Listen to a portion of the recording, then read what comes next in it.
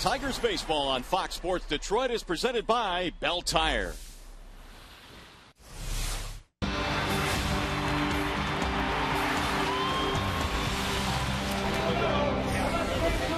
Tonight, the Tigers return home to Comerica Park as Central Division champions. It's the final homestand of the season. Tonight, game one in this series featuring the Detroit Tigers and the Baltimore Orioles.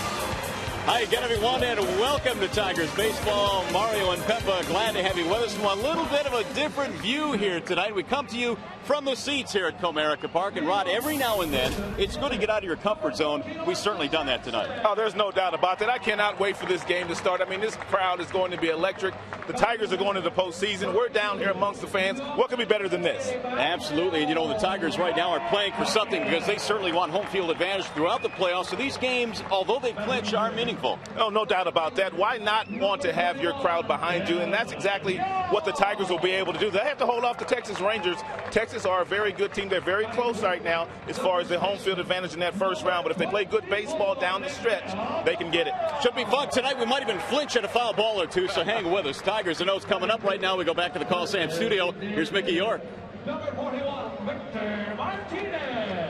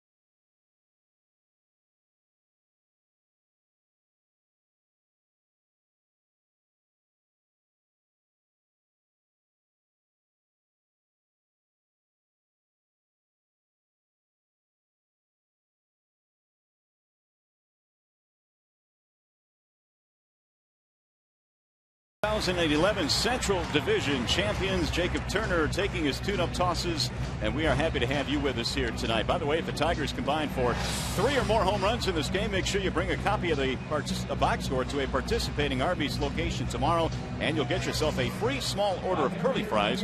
And, of course, you can find the box score at foxsportsdetroit.com. Here is the starting lineup for the visiting Baltimore Orioles tonight, presented by the Metro Detroit Chevy dealers. Robert Andino leads it off at second base, followed by JHONNY, the shortstop. Nick Markakis is in right field. Vladimir Guerrero, the designated hitter. Matt Wieters will catch. Adam Jones in center. In the bottom 3 is Reynolds, Davis, and REYNOLDS. Here is the scouting report on Jacob Turner. It is presented by Ace Hardware. Well, one of the things that Jeff Jones, the pitching coach, has been working on with Turner in between starts is staying tall over the rubber. What that does is it slows him down. It allows his arm to catch up, and he gets a better moving fastball down in the zone. Another spot start for him, which would be his third since he first came up to the majors this year. Let's take a look at the Tigers defensively. It's always presented by Beaumont Health System. You've got Young in left, How about Jackson? It's been a long time since he's made an error. He's only made 3 this year. Ordonez is back in right. The infield is Inge, Peralta, Rayburn, Cabrera. And it's Omir Santos putting down the signs today for the youngster Jacob Turner. I don't know about you, Rob, but this ought to be some fun tonight. Here is our vantage point from behind home plate. We've done it in the outfield and right field before, but this is the first time we're actually here in the front row, so to speak. It's all good, and I said we both got that purple memo. We look good tonight. Well, we know this. We are protected from the foul balls. This is exactly going to be our view here from behind home plate. We are right to the back of Omir Santos, the starting catcher, and stepping into the batter's box is Robert Andino, and we are ready for baseball here tonight on really a nice night here in the Motor City. Jacob Turner set to go to work, and the first pitch of the ball game is in there for a strike on Robert Andino. This is pretty cool. I mean, to get a chance to see the action on both of these young pitchers' stuff here tonight is going to be spectacular. It'll be Andino, then Hardy, and then Markakis. There's a wave and a miss by Andino, and the count now is no balls, 2 strikes. Andino's played some good baseball. And for the better part of this season, Brian Roberts, their everyday second baseman, has been injured, and Andino has done a very nice job for Buck Showalter. The 0-2 slides outside and low, 1 ball and 2 strikes. Andino is batting .268. He's hit 4 home runs. And the Orioles just recently completed a series against Boston in which they won 3 out of 4. Andino had a nice series. It's fouled away.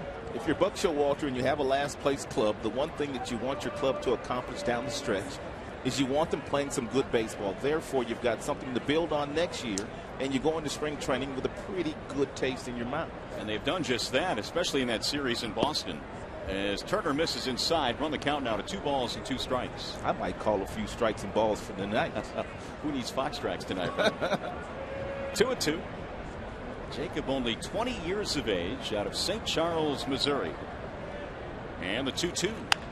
That's on the ground, left side of the infield. Inge cuts it off. And Dino is out on the tag by Cabrera. It has to be difficult for Jacob Turner. He's only had 2 starts. The last start came on September 1st, so you're talking 3 weeks in between starts, but they had a chance to work with him down in the bullpen. We talked about staying tall over the rubber. He already has a good breaking ball. He has a good changeup, has a really good feel for pitching, and has great mound presence for a kid that is so young. Here is J.J. Hardy now with 1 out. And Turner misses low. 1 ball, no strikes. It's going to be difficult. I know that they've worked with him a lot, but you really can't simulate game action. You cannot, and I don't think he threw any simulated games or anything like that. The 1-0 pitch. That's pulled into left field. That's a base hit. J.J. Hardy's monster year continues, and you get a chance to see what Hardy can do when healthy. He was in Minnesota last year. He was not healthy, but this year, very healthy. Well, Hardy and Peralta, the 2 shortstops in this series, have had awfully good numbers. Johnny's average a little bit higher, but boy, the power numbers for Hardy really good. He's always had pop in his bat. As a matter of fact, he was an all-star when he was playing for the Milwaukee Brewers a few years ago before starting to get all those injuries. That's kind of derailed him a little bit, but they've signed him to a lengthy contract, and they feel like they have their shortstop of the future. Here is Nick Markakis for the Orioles. And Markakis takes a little bit outside. 1 ball, no strikes. Underrated baseball player. A lot of people don't know about Markakis, but he's one of the best right fielders in the game. Does a lot of things right defensively, and a really good hitter. Good baseball player. The Orioles really haven't won a whole lot in recent years, so he has pretty much gone underneath the radar in terms of being recognized as one of the best at his position. He can throw, he can hit, and Markakis can also hit with some power. He's knocked out 15 homers this year. Baltimore has some nice pieces. Yeah, they just ran into a buzzsaw this year with their pitching staff. Their young pitching staff struggled. And that's pulled to right field. That'll be a base hit. Hardy rounding the bag, coming to third base. And the throw there is not in time. So the Orioles have something going now here in the first inning. 1st and 3rd. His command is not going to be all that good today. We talked about the fact that it's been about 3 weeks since he's pitched live in a game. That's a changeup that stayed up over the belt buckle, and it was drilled by Markakis to right field, and good hustle by J.J. Hardy to get himself to third base. So Jacob Turner in a bit of a pickle here in the first inning. He'll have to face Vladimir Guerrero now, the Orioles DH. He's been sizzling hot lately, and that batting average is getting right up to 300, where he usually sits every year. First pitch inside from Turner. 1-0 on Vladimir. And Vladimir's a huge double play candidate, though. Does not run like he used to run when he was younger, and if it's on the ground, no doubt they'll turn it over and get Turner out of this little bit of a jam that he's created for himself in the first inning. And time called now as Santos, the veteran catcher, runs out to the mound. What's wrong with Vladimir? That's 2 pitches real close to the zone, and he can swing at either one. Is he okay? Well, Vladimir, I would imagine, is doing pretty well, because right now he has a 10-game hitting streak going, and in that stretch, 366. Guerrero, a talented performer. Swing on the next and hit it into center field. On the run is Jackson. Austin will run it down. That'll score the run as Hardy comes in, tags up. It's an RBI for Vladimir Guerrero. And the Orioles have a 1-0 lead as Guerrero gets his 61st driven into the year. 2 gone now for Matt Wieters.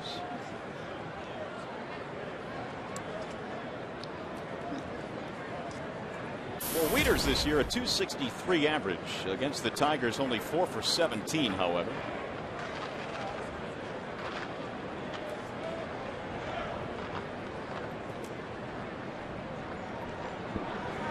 And Turner misses a little bit low with a fastball. 1 ball, no strikes. Wieters has hit safely in his last 4, an all-star for the first time in his career this year. His power has finally shown up.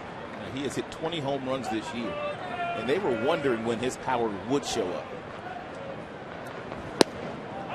And missed the outer edge, and the count now goes 2 balls, no strikes. Well, this is exactly what we see right behind home plate, and it does give you an appreciation of the stuff that a pitcher has, right? Well, now I know what it feels like to sit in the front row. You've never had that opportunity, I take it? I mean, I know you have some season tickets every now and then, and you get a chance to sit down here, but I'm always up top. For me, this is just old hat. Yeah. I mean, these seats, I'm here all the time. Well, thanks for giving me a seat today. Keeping score down here. We've got the water just in case we need it. We've got our monitor. We are professionals now. We are indeed. Orioles have the 1-0 lead early here on the sac fly by Vladimir Guerrero.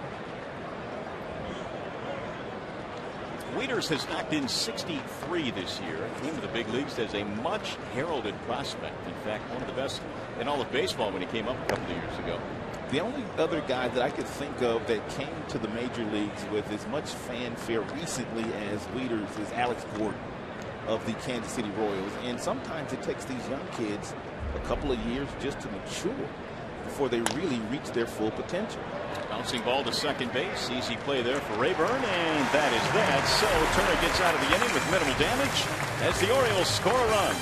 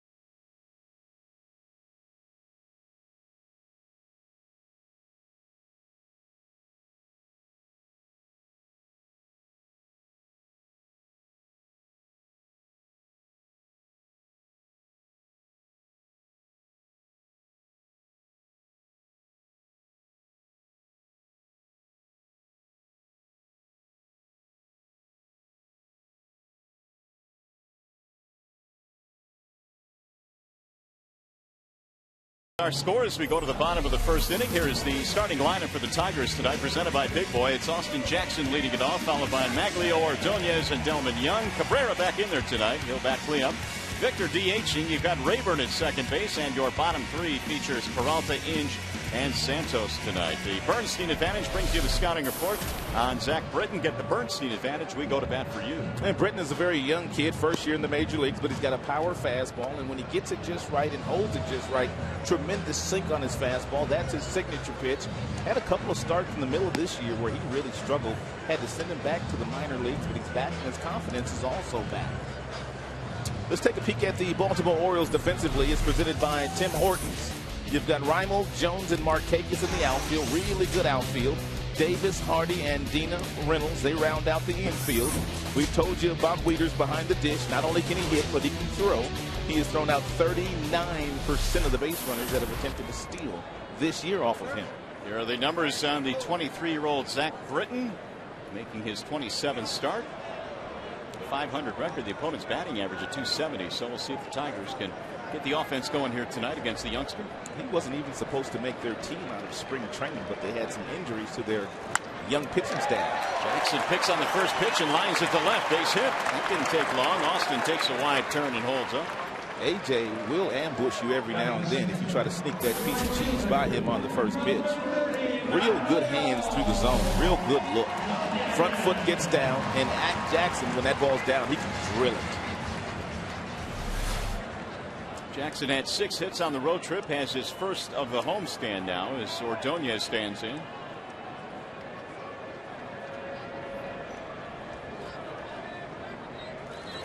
And Maglio takes outside 1-0. Maglio's a good number 2 hitter, especially with a runner being on first base. He gets lots of hits between first and second, and there's a big hole over there.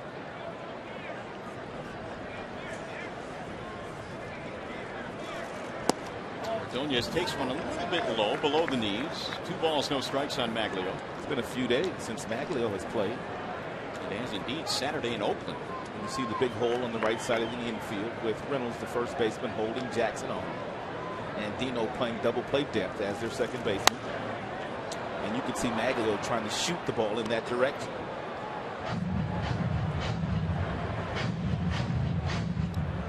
Tigers finished the 9-game trip, winning 6 of the 9. That game yesterday was big. To finish the trip, grueling trip, long trip, to finish with a win was tremendous. And it started a little bit shakily with Scherzer at that first inning, but he settled in nicely. Fisker was awesome, and Papa Grande finished it off. There's a chopper hit to the left side of the infield. The shortstop Hardy fires to second. They will get the force there, barely. Maglio is aboard in the fielder's choice. If Jackson can't get there, then no one can get there. That's a pretty good play by Hardy. And you can see Jackson hustling, trying to get that single for Maglio. And it's a nice job by Andino, the second baseman. He stretched out like a first baseman to make sure he could get the ball in his glove as quickly as possible because Jackson was almost safe. Great look there. And you can see he was just out. 1 on and 1 out. Here's Delman Young standing in. Delman Young likes to swing at the first pitch, too, if he gets that heater. Missed it low, 1-0. One thing Britton has done lately, he's been able to keep the ball in the ballpark. It's been 40 2/3 innings since he's given up his last homer.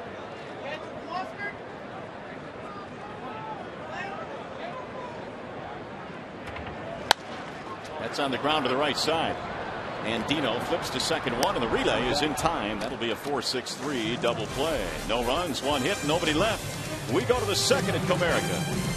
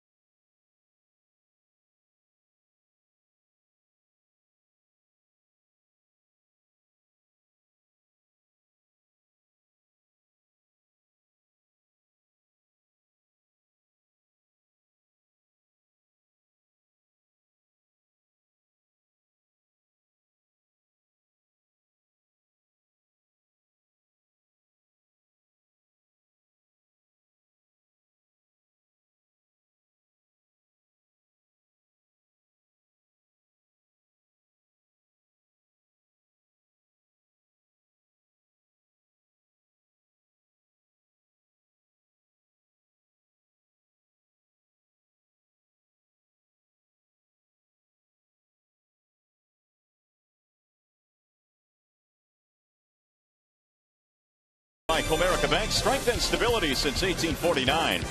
Dodge, visit Dodge.com or see your local dealer today. And buy the new Craven Chicken Sandwich at Arby's. Arby's, it's good mood food. Welcome home, AL Central Division champions. The Tigers coming home for the first time since winning the crown in the Central. Mario and Rod back here at the ballpark from a unique view here. We are in row one. We decided that, you know what, we're kind of important guys, so let us sit in the first row every now and then. That's right. Don't you think? I'm having a blast. Now I'm waiting for the first time we get a foul ball straight back, and either one of us is doing this. Grab it. Yeah, right. Up in the booth, you're underneath when that happens. I can't imagine what's going to happen here. Turner back to work. And the first pitch is fouled off by Adam Jones. Jones at 283 with 23 home runs. Good player. Really good player. 283. Power. RBIs. Great defender. Jones is what you would definition of a five-tool player. He can hit for average and power. Steal your base. Got a really good throwing arm, and he can run down anything in center field. He was a premier prospect in the Seattle system as he cuts and misses. And then he came over in the Eric Bedard deal a couple of years ago, and the Orioles have to be very happy with what they received in return. He's made one All-Star team. He's won a Gold Glove.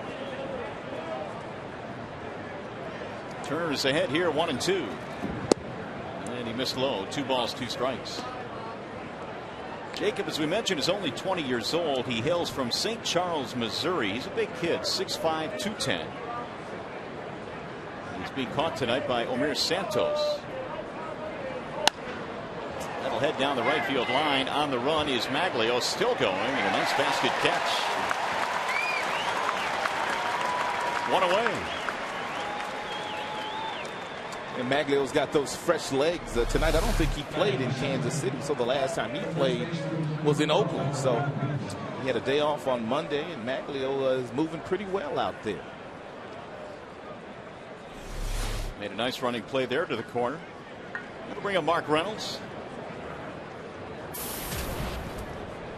Well, Reynolds has led the American League, or led the league, I should say, in strikeouts each of the last 3 years. And he's doing it again this year.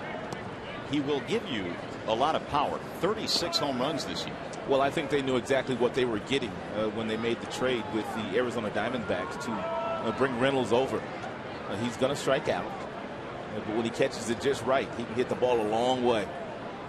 Very few right-handers in the game have the kind of natural power that Reynolds possesses. If Adam Dunn had not seen his playing time severely cut toward the end of the year, Dunn probably would be leading the league right now. But it's Reynolds. Inside and low. We mentioned he has led the league the last 3 years. That would be the National League, playing in Arizona before coming over to the Orioles. 85 RBIs this year. Playing first base here tonight for the O's. And Turner missing inside again.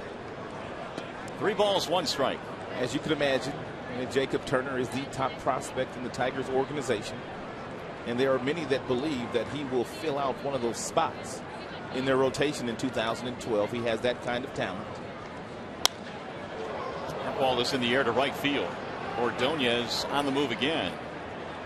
He'll go to the gap to make the catch. Reynolds hit it a long way, but 2 gone. Last year, Turner was playing in A-ball. As a matter of fact, I was talking to him about that just a couple of days ago. He spent some time between AA and AAA this year, and of course he's had some starts in the big leagues, but he was a roommate of Daniel Fields in A-ball last year. Daniel Fields, we know him as Bruce Fields' son, and he was the 5th round draft choice just a couple of years ago when Turner was drafted as well. So they've become really good friends, and he was talking about how difficult it is to hit in that Florida State League. Here's Chris Davis. He said it's more of a pitcher's league, and I guess we were talking about Daniel, and of course Daniel struggled this year in A-ball, but he said it is a tough league to hit in. Turner, a high schooler, and Daniel Fields, a high schooler as well, coming out of the draft. Usually takes the high school position players a little bit longer to kind of find themselves, and there's no doubt that Daniel Fields, with all the talent that he has, he will get to AA possibly next year, and he'll be knocking on the door to get into the big leagues too. Well, Turner was headed to North Carolina, and so he was going to play for a terrific collegiate baseball program before the Tigers made him a #1 pick. And of course, the money that goes with that certainly swayed him to start his professional career quicker. North Carolina must have a really good recruiter. No doubt. Because it seems like every time we see a really good pitching prospect on the mound, he was headed to North Carolina.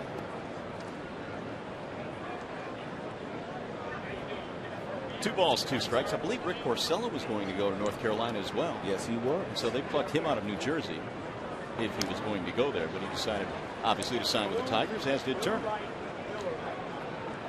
Santos catching him here tonight. Alex Avila caught Jacob Turner's first 2 starts in the big leagues. But these two, I'm sure, hooked up in the minor leagues. No doubt. It's a good day off for Avila. The ball club didn't get home till real late last night, or real early this morning. I didn't get to bed till about 3:30. Me too. Actually, it was closer to 4 by the time I got home. But that's just what happens when you have a night game on the road. And of course, that was the last home game for Kansas City, so they played it at night. Here's the 3-2 pitch. Fouled away. Davis, a former Texas Ranger, in fact, hit 24 home runs at the AAA level for Texas before being acquired by the Orioles. Nolan REIMOLD waiting on deck. Back is short, and that'll drop into left center field. Base hit. Well, tomorrow when the Tigers host the Orioles, you can catch regular coverage, as always, right here on Fox Sports Detroit. At the same time, on Fox Sports Detroit Plus, Ryan Field is your host, letting you know how to interact with the telecast via social media and the web, including a chance to correspond with the Fox Sports Detroit girls as well. It's a dual presentation of the Tigers and O's tomorrow, starting at 6:30 on Fox Sports Detroit. Yes, we have cheat sheets, and they caught me. I'm glad you read that, buddy. They caught me. I'm glad you read it. Do you think we have that stuff off the top of our heads? Never. 1 strike on Nolan REIMOLD.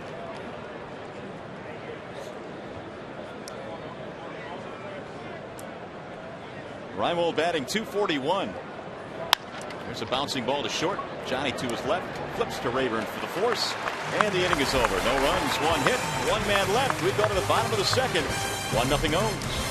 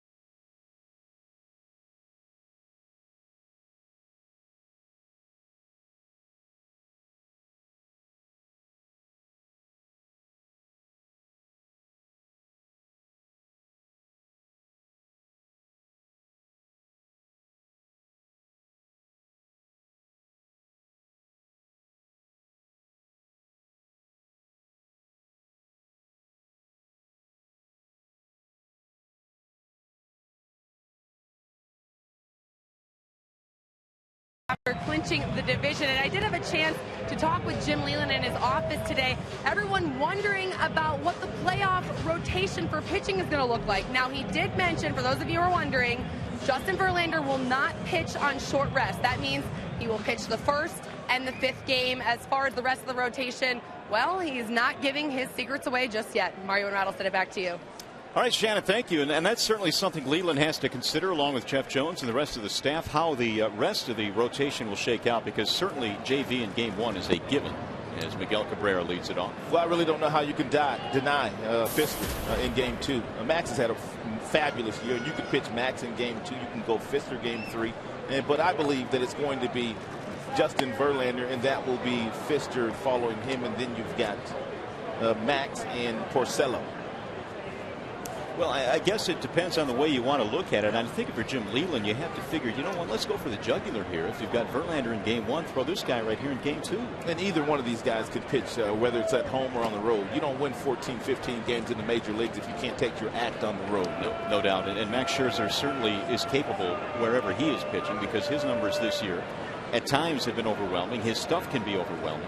Max did a nice job in last night's game. He didn't have a good breaking ball early, gave him a couple of runs early in the game on breaking balls, and then later settled in very nicely with some nice changeups and some nice breaking balls. So Fister, you see his breakdown home and road, and they're all pretty impressive.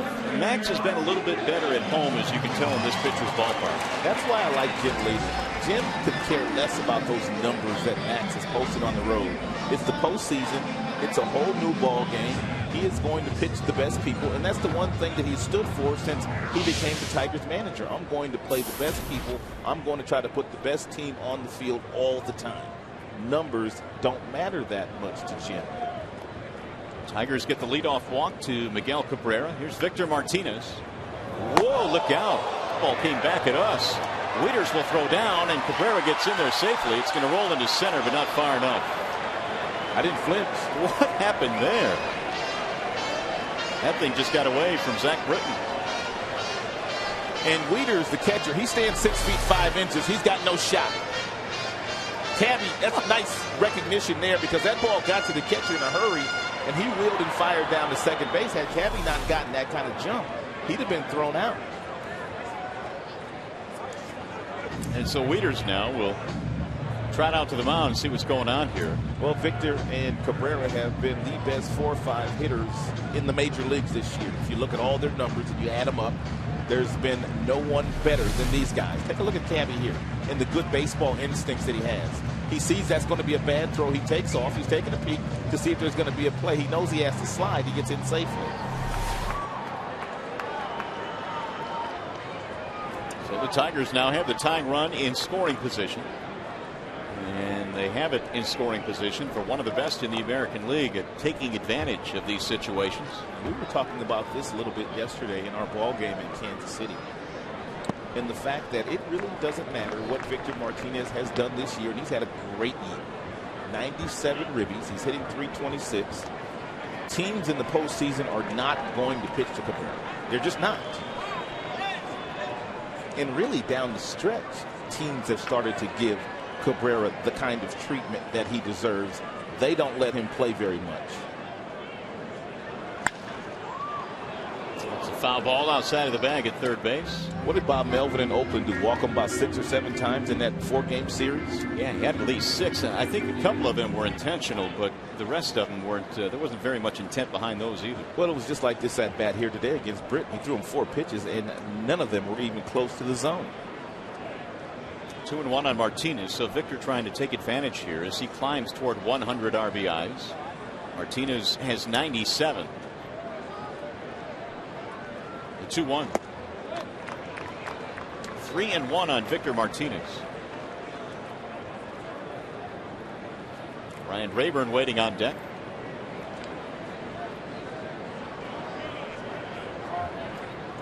Well, the first base open here. It doesn't appear that Britton is too eager to give Martinez anything too good to hit here. Well, he'd be digging a huge hole for himself. You can pitch around one, but you can't pitch around both of them. 3 balls, 2 strikes. You've got the bottom of the lineup lurking. You've got Rayburn next. You've got Peralta. I'm not sure there is a bottom of the lineup for the Tigers. They've all been so good. And here are the runners in scoring position. Cabrera 388 along with Martinez. Cliff Pennington 348. Kobe Ellsbury's had a wonderful year for the Boston Red Sox. The struggling Boston Red Sox.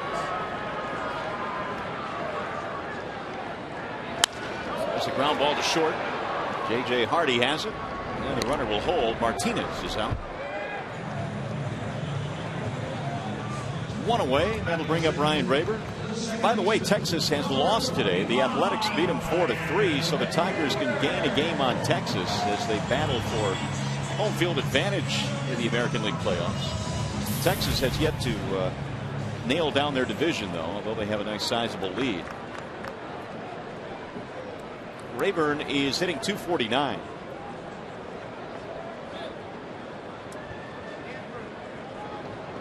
Ryan has hit 14 home runs. He had a really good road trip for Jim Leland, 9 for 17. Britton threw just 7 pitches in that first inning. He is finding the second a little bit more difficult to get through. Ball 1 to Rayburn. So here's how it's shaking out in the American League. The Yankees have clinched the East. The Tigers have clinched the Central. And right now, Texas, pending the outcome of the Angels game, 4.5 up. Angels just won't go away.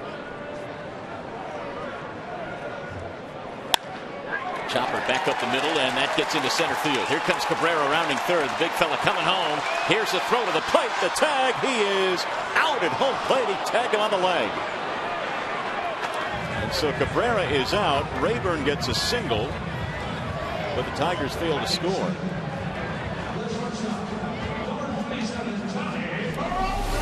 Cabby gets a pretty good break off of second base. He's being trying to score by Gene Lamont. Jones, we've well documented the fact that he's got a really good arm, and I don't know why Cabby didn't slide there, but the on-deck hitter has to give him a little help and tell him exactly if there's going to be a play. And if he does tell him which direction to slide, he may have been able to get in there safely. But what a throw by Jones. 14th assist as Rayburn takes second on that throw. And now Peralta bats. We just saw an outfield in Kansas City that had some really good throwing arms. That was Gordon and Melky Cabrera and Jeff Francoeur. This is a pretty good throwing outfield as well with Jones and Markakis. 1 strike on Peralta. Johnny batting an even .300. There's a strike called. Up with the right hand goes Paul Schreiber. Nice little swing back fastball there from Britton. Had a little tailing action to it. Looked like it was going to be inside from my vantage point where I'm at. And it just tailed ever so slightly right over the inside corner.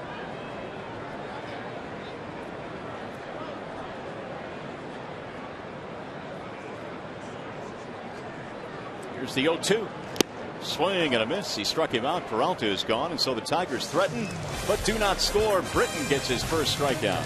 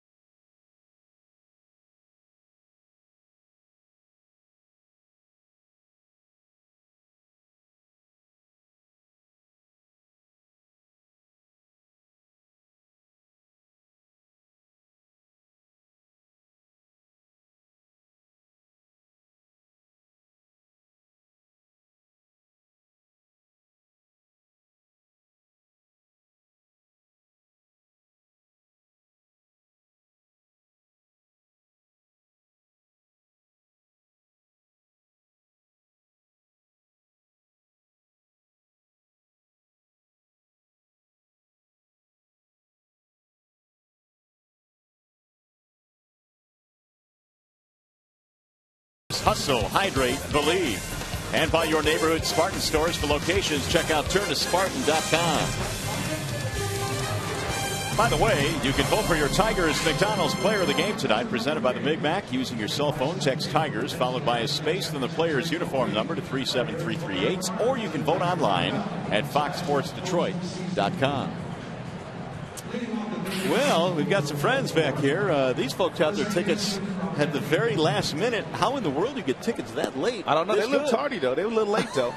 We was giving them the business. We made them stars here tonight. This is our vantage point from right behind home plate here at Comerica Park. Something a little bit different tonight. We decided let's get out of the booth and hang out with the folks. This is about as close to the action as you can get without, putting the cleats on and getting the bat and gloves out and grabbing the bat. And Jacob Turner back to the hill as we go to the top of the third. Orioles lead this one 1-0. They got a run against Turner in the first inning. Ball 1 to Robert Andino. Andino, then Hardy, then Markakis. A ground ball for Andino his first time up, 0 for 1. There's a wave and a miss. 1 ball in, 1 strike. Jacob Turner pitched for Team USA in the summer of 2008. A highly regarded prospect. Was the Tigers' #1 pick. Bouncing ball right side, right at Ryan Rayburn. Andino is out, 1 gone.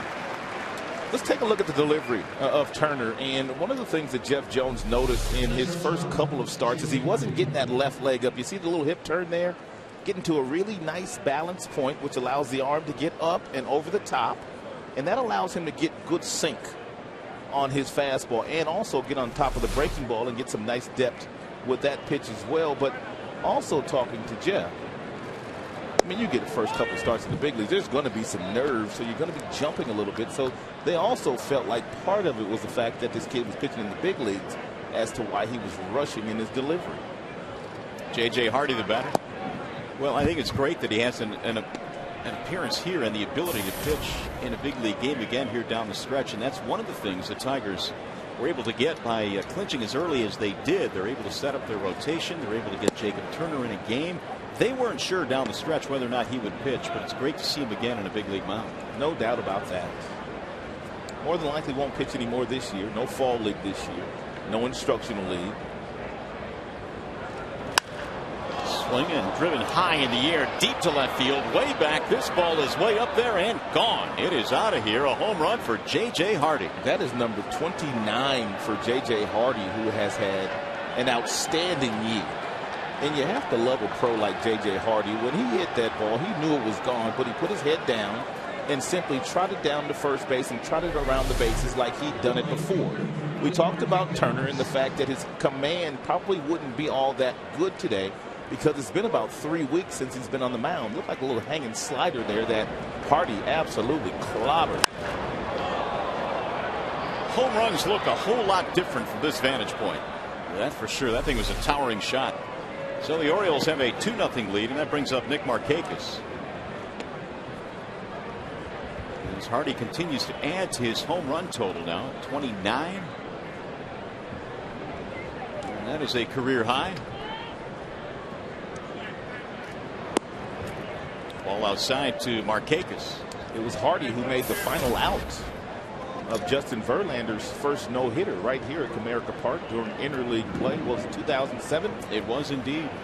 When he was playing for the Milwaukee Brewers. Way inside. He says he gets reminded of that quite often. Every time he comes back to Comerica Park. I know I bring it up every time I see him. That's nice. You go around to Houston Street and remind him of the Maglio home run too? No, he gets reminders of that too. JJ's a good kid though. He used to play summer ball with my son Rod Jr. When they were both young high school, college kids out in Arizona. Hardy has also picked up his 76th RBI, giving the O's a 2-0 lead. Andre Ethier also was on that team. They had a talented team. 3-2 on Nick Markakis. Batting with 1 out here, a run in for the Orioles. First of 4 between these two teams. Slice to center field. That's a base hit. So Markakis is on. Back-to-back hits now for the Orioles. We go back to the studio for a game break. Here's Mickey York.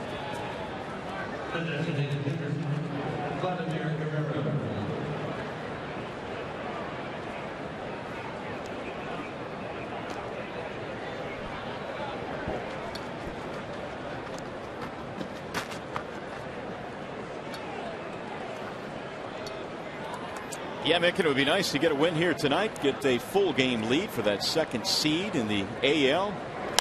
Vladimir taps one slowly back to the mound. Turner turns to second one, and the relay is in time. They get themselves a double play. It goes 1-6-3. Turner and the Tigers now trail by 2.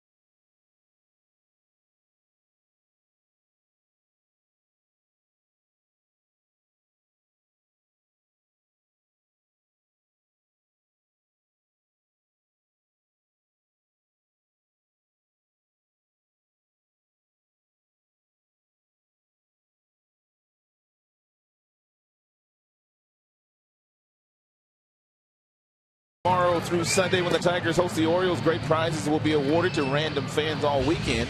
For tickets, call 866-66-TIGER or visit tigers.com.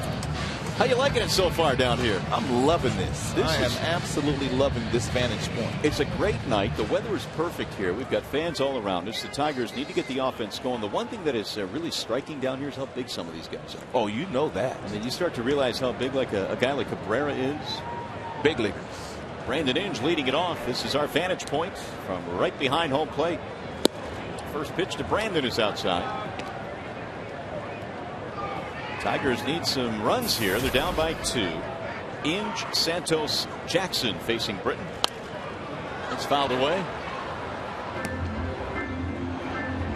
1 ball and 1 strike. 23 total pitches by Britton already, but 24, excuse me, and 12 have missed the strike zone, so he hasn't been all that efficient with his command here tonight. On the ground, left side of the infield, J.J. Hardy. Inge is out, 1 gone. This Baltimore team, they got in real late last night, too. They had a night game in Boston, and they didn't get to Detroit until probably 2-3 in the morning.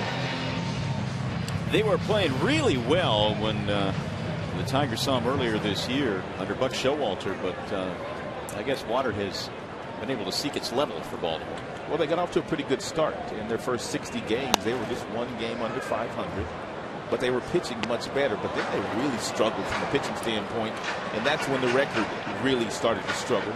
Lately, they've pitched better, and they've won more games. 65-90 coming in. Of course, the Tigers won their 90th last night in Kansas City. Amir Santos the batter, and he rolls one toward third off the glove of Chris Davis into left field. Santos rounding the bag. He's going to second base, chugging hard. Here comes the throw, and he's in there. Good hustle by Santos. One thing I'm going to point out here about Davis, when you play third base, you have to stay on the balls of your feet. That way, if a ball takes a tricky hop on you, you can make the adjustment. Watch him get flat-footed right here. Now, by him getting flat-footed, the ball's going to take a tricky hop on him, and he can't make the adjustment to make the play. But if he's in a more athletic position, balls of his feet, he would have been able to make that play. They've ruled it an error, and so the Tigers now have a man at second with 1 out. Here's Austin Jackson. First error of the game for either team. Jackson sends a ground ball left side to Hardy. He's been busy tonight. And Austin is out by a step. Two of the steadiest shortstops in the American League this year. Hardy has only made 6 errors. Johnny's only made 7 errors, and they've played every single day. And they've gotten it done on both sides of the ball. Yeah, that's the key. They have really had good offensive seasons. You don't see them every single night on the highlight shows because their plays aren't flashy, but they are consistent. Here's Ordonez now with 2 outs. Leo takes strike 1 for Britton. 92-mile-an-hour fastball from the 23-year-old lefty out of Panorama City, California.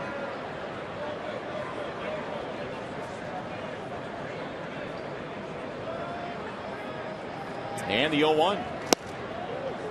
Missed it inside. 1 ball, 1 strike.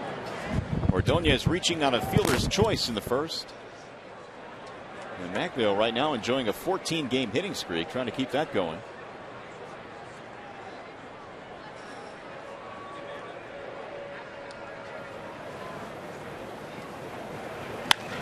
Ooh, look down, right back off of Britton. Diving stop by Hardy. Throws to first. It is in time for the out. Wow. Hopefully Britton is all right. He appears to be. Hardy with a great play.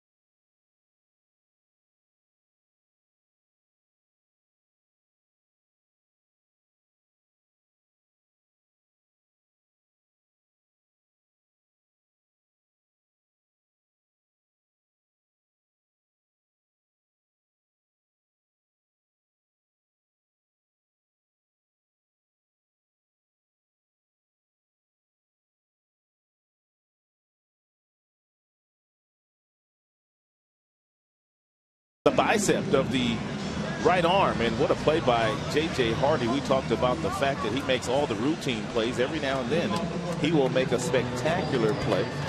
Foxmo is sponsored by SVS Vision. And a really good pick as well down there at first by Reynolds. And he is not a first baseman by trade. He's a third baseman. This is what we saw here. Yeah, we weren't quite sure what happened to him, but it didn't look good initially.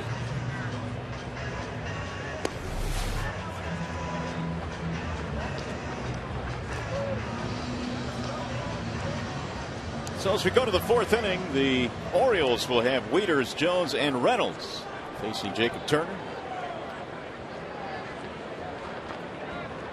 Turner gave up the sac fly to Guerrero in the first, the home run to Hardy in the 3rd, and the O's have a 2-0 lead.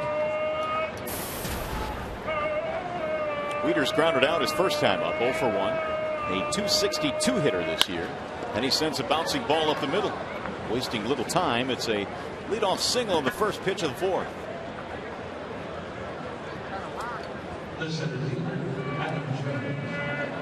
That'll bring up Adam Jones. And the Orioles already now have picked up 6 hits in this game. They've been very aggressive against the youngster Jacob Turner. And Turner hasn't had the best command here tonight. But it's been a while since he's pitched in a real game. And so I guess in some ways it's really difficult to kind of judge his outing tonight and evaluate it because he has not been on a regular turn. That's right.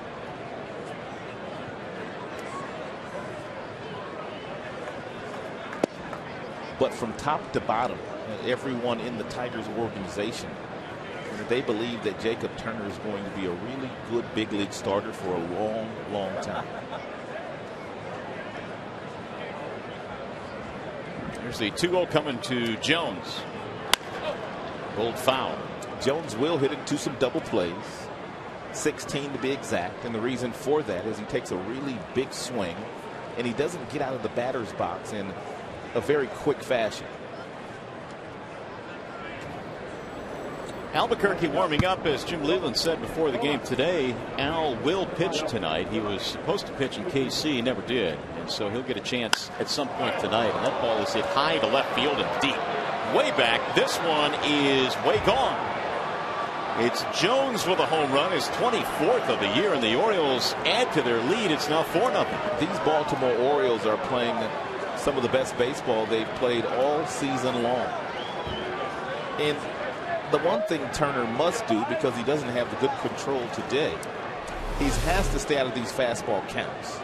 88 miles an hour and basically right down the middle. What a swing by Jones. What a talented player.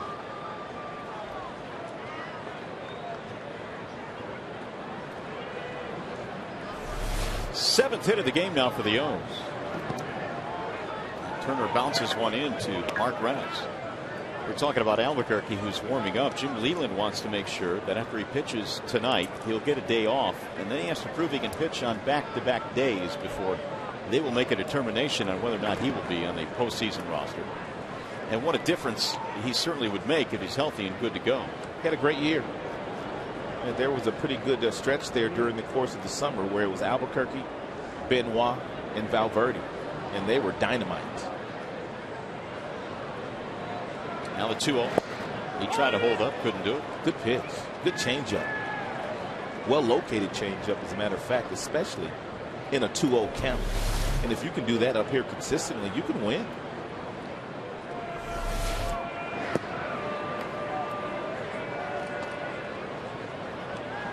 Three and one on Reynolds. Flied out his first time up.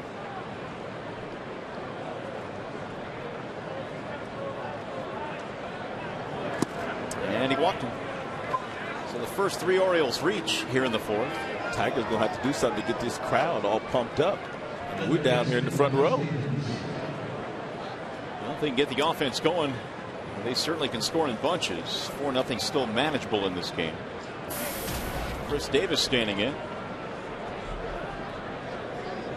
Might have to get the old pom-poms out down here. You got it? We can find some. Here's Davis. Swing and a miss. Grab some cotton candy. One blue, one pink. Start waving that. Start waving. 0-1 on Davis.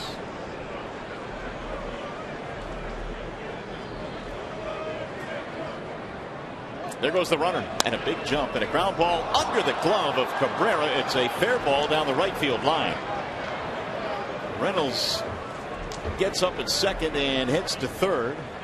And so the Orioles now have runners at the corners. Well, the Tigers are going to have to match the energy of the Baltimore Orioles. The Baltimore Orioles aren't really playing for anything other than the fact that they have been the spoiler of some of the other teams that are trying to get into the hunt.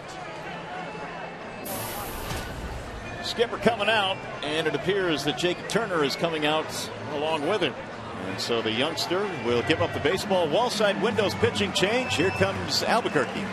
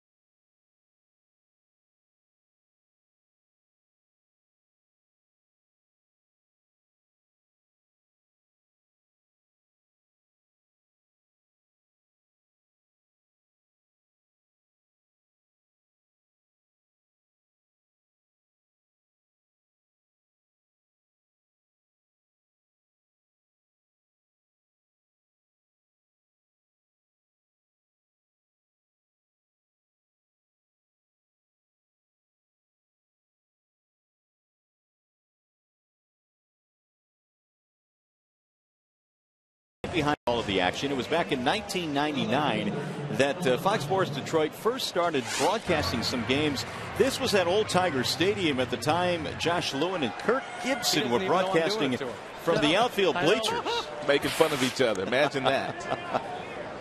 Imagine that indeed. This time, tonight, a little bit different, though. We're coming to you from behind home plate. Well, the Tigers have some work to do now as Albuquerque takes over. He is the new pitcher. Sparkling numbers this year for Albuquerque as a rookie. Earned run average 204, 62 strikeouts, 29 walks. In the amount of innings that he pitched this year, just over 39. So he's been dynamite in that regard. Legitimate strikeout pitch. And it would be that slider. And it's guys like Albuquerque that you just need to have on your roster once you get to the postseason. Strikeout pitchers, yeah. Yes. There will be times when you will need that K, and Albuquerque has been that kind of guy for the Tigers out of the pen. He is fearless with that slider. He has a couple different sliders. He has one he'll throw just to get over. And then he has that really nasty slider that he throws down and away that right-handers just can do nothing with. REYNOLDS hits it in the air. Left center field. Jackson is under it. Runner tagging. Catch is made. And the throw cut off. So they give REYNOLDS a sac fly and an RBI. Mark Reynolds comes in to score, and it's a 5-0 game. I don't quite know whether that was the right pitch or not. I mean, when you have that electric slider that you can strike anybody out with being a right-hander and runner on third and you get 2 outs on him, why would you throw the fastball right down the middle? Why not throw the slider? Yeah, good point. You get the strikeout, your double plays in order. Instead, REYNOLDS gets his 39th RBI. That'll bring up the top of the order. And Dino will bat. His third at bat in this game. He's 0 for 2. 252 this year. With men in scoring position. Although he bats here with a man at first base. And a ball high. 2 balls, no strikes.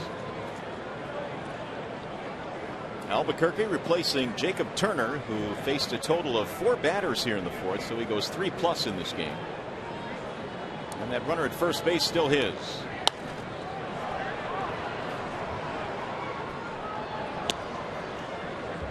Two balls, 1 strike. It was Andino that hit that ball when we were in Baltimore, a couple of months ago, when it hit Albuquerque in the head and he missed a lot of time with a concussion. Down the left field line, long run for Delman Young, but he won't get there. That was one of the more scarier moments of this season because Albuquerque was playing catch in the outfield while the Orioles were taking batting practice, and Andino hit a screaming liner to him, and down he went. Andino was so shaken up and he couldn't finish his batting practice. And so Albuquerque has been really since trying to make his way back. He right now is trying to get back from an injury to his hip, which has kept him out a little bit. Swing and a miss. That's that slide piece. The one that he should have thrown to REYNOLDS. In my opinion, it's unhittable. Looks like a strike all the way. It stays on fastball plane.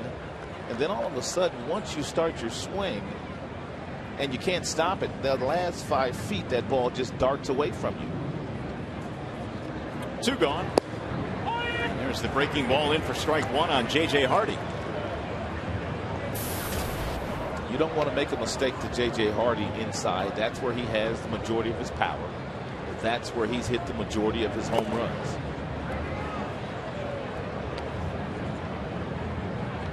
Hardy homering in the third, a solo shot. He's also singled and scored. 29 homers now for J.J. Hardy. Not to take anything away from what he's accomplished this year, but the ballpark that he does play in yields quite a few home runs. It's a really good hitter's park.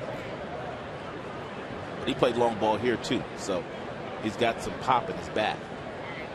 He also has a 3-year contract extension in his back pocket as well. He signed that earlier this year. Don't you have one of those too? No. 2 balls, 2 strikes. You don't? No. Here's proof of the point that I was making about Hardy, and you don't want to make any mistakes to him inside. Not 1 home run to right field. Got him, strike 3. Hardy knew it. And so Albuquerque comes in, gets a couple of strikeouts, looking sharp tonight. We will go to the bottom of the 4th. It's now 5-0 Orioles.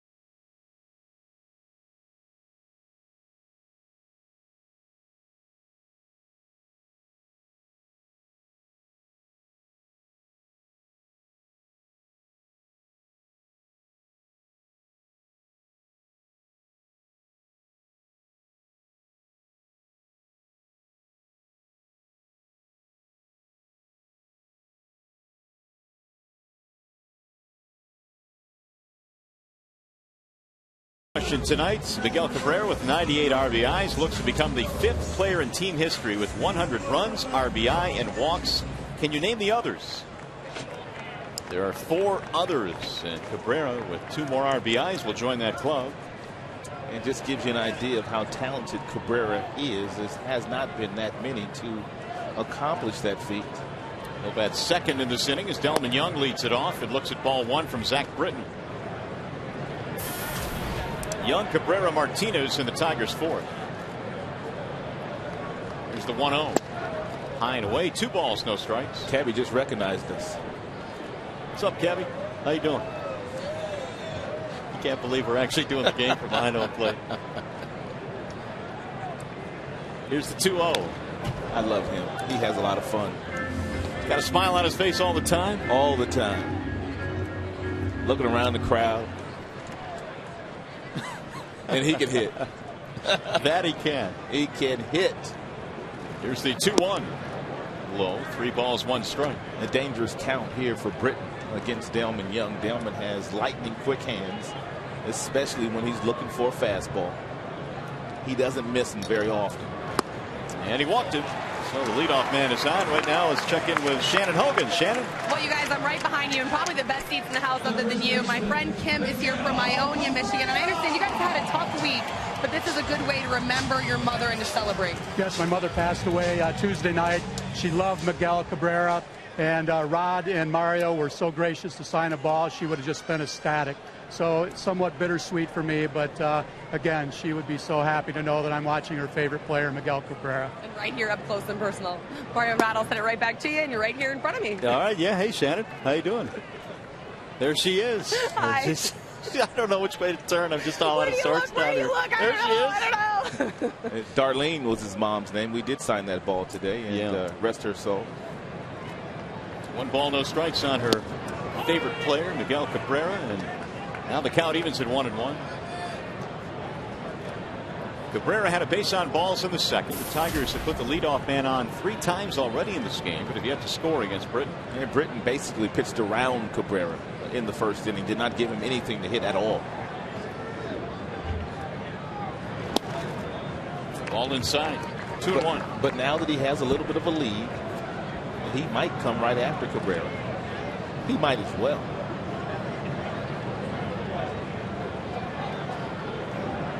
Cabrera 98 driven in. And he missed away. He stays away, and the count goes to 3-1. Young led it off with a walk. Martinez will be next. Orioles got 1 in the first, 1 in the third, and then 3 in the fourth inning. 3-1 pitch. And there's a walk. Britton is digging a hole for himself by basically pitching around Cabrera again to get to Victor Martinez, and we do know this Tigers lineup has some length to it. Rick Adair, their pitching coach, trotting out to the mound for a conversation with Britton and Wieters.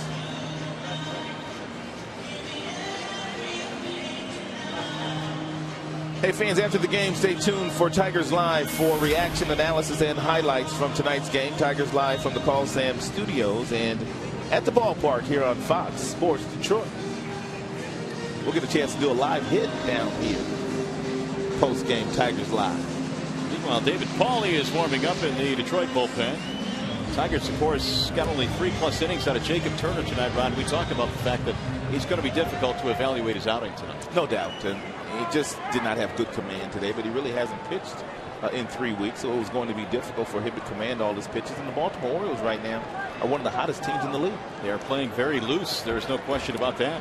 However, the Tigers have a chance to crawl back into this one now as Victor Martinez stands in.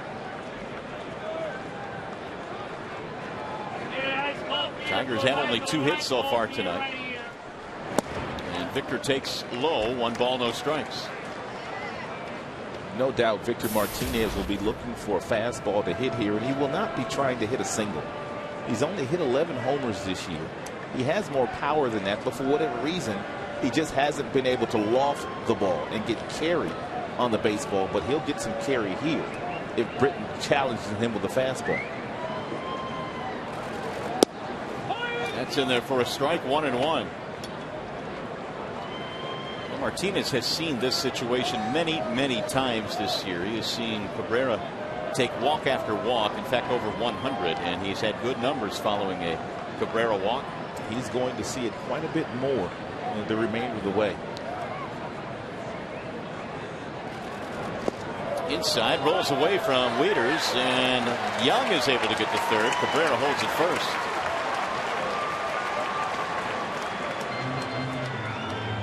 It's a nice job by Delman on second base. He could get a little bit better read than Cabrera could from first base because he could see the break on the pitch, and he knew it was going to be down, and he knew if the ball bounced, it would be tough for Wieters to locate the baseball and then throw him out. It wasn't as easy for Cabby to locate. The second wild pitch thrown tonight by Britton.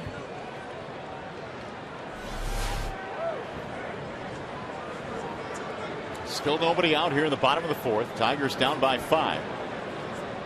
Victor grounded out his first time up. And he sends a ground ball left side of the infield. Hardy fires to second. There's one. Rede to first is in time as Martinez dives into the bag head first to try and break up that double play, but it's a twin killing nonetheless. How about J.J. Hardy? Are you kidding me? That's the second play he has made like this today. And not only did he get the out, but he got it to Andino, and Andino was able to turn it over. Victor Martinez sliding into head first, sliding into first base, which I hate to see in trying to beat that ball out. No RBI for Victor. The Tigers get on the board. Meanwhile, Hardy makes another sparkling play. Base is empty now for Ryan Rayburn. Who's your hot dog? Who's ready for a blessing? Ball 1 to Ryan as Britton bounces one in. Rayburn singled back in the second. Cabrera tried to score on the play and was thrown out at home plate.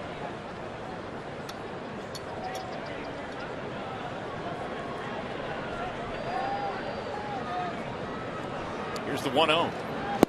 2 balls, no strikes on Rayburn.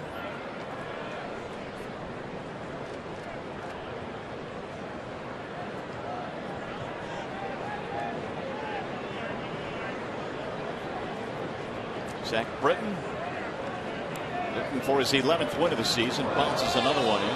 He'll get to the backstop. And it's 3-0.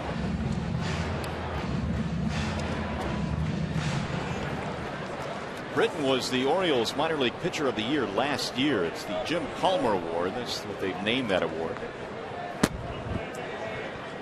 Showalter with his pitching staff this year just has not worked out. They've had a lot of prime prospects get to the big leagues, but have not been able to get it done at this level.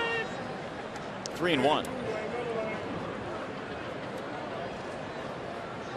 Speaking of Jim Palmer, doing some television work for the Orioles. He was a good pitcher. 3-1 pitch. Foul back out of play. Well, we've talked about Hardy. We've also talked about Peralta and the fact that these two guys, one of them might get a Gold Glove this year. Hardy's made 6 errors. Johnny's made 7. You look at Ibar out west and Cabrera of the Indians. They've made a lot more errors, but they have much more range than Peralta and Hardy. So I guess the $1 million question is, do you take flash over consistency? Well, statistically, Peralta and Hardy, the two guys on the left, should be leading candidates. But I think in the end, and this is just my opinion, obviously, that Cabrera's flash, I think, is probably going to win him that award. But we'll see. But did you see Ibar's chances, though? True. Let's take one more look at that. The chances for Ibar, 634, kind of illustrates the range that he has. Then you look at Hardy and Peralta. They don't have the range as the other two guys on the right side, but they have been much more efficient. 3-2 pitch on the ground, third base side. That is a foul ball. Well, Hardy's making a bid for the Gold Glove here in the final week of the season. Take a look at the third. Jackson was on. Well, this is one play they made. We'll show you another play later on. This is the 4th inning, the play that he made just recently with Victor. But he also made another play real early in this game to get Jackson at second base when Maglow hit a ball in between third and short. Hardy padding his resume here tonight. Speaking of flash, making some flashy plays. Here's the 3-2. Rayburn lines one to left field, and it's going to be a fair ball that goes all the way to the wall. Extra bases for Rayburn. He's on his way to second with a double.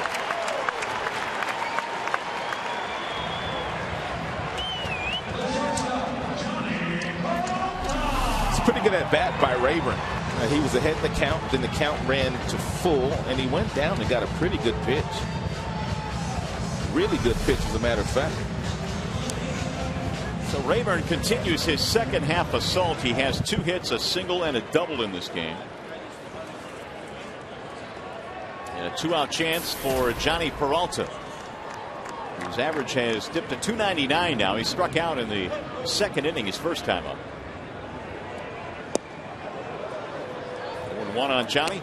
Johnny Peralta hitting .394 with 2 outs and runners in scoring position this year.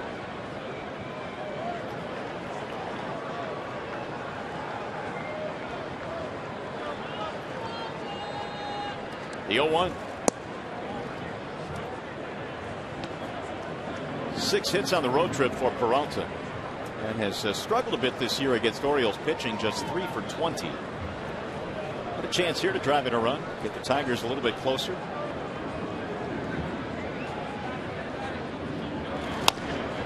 Chopper slowly hit towards short. Hardy's throw is in time, ending the inning. Tigers get a run. We played 4 in Comerica.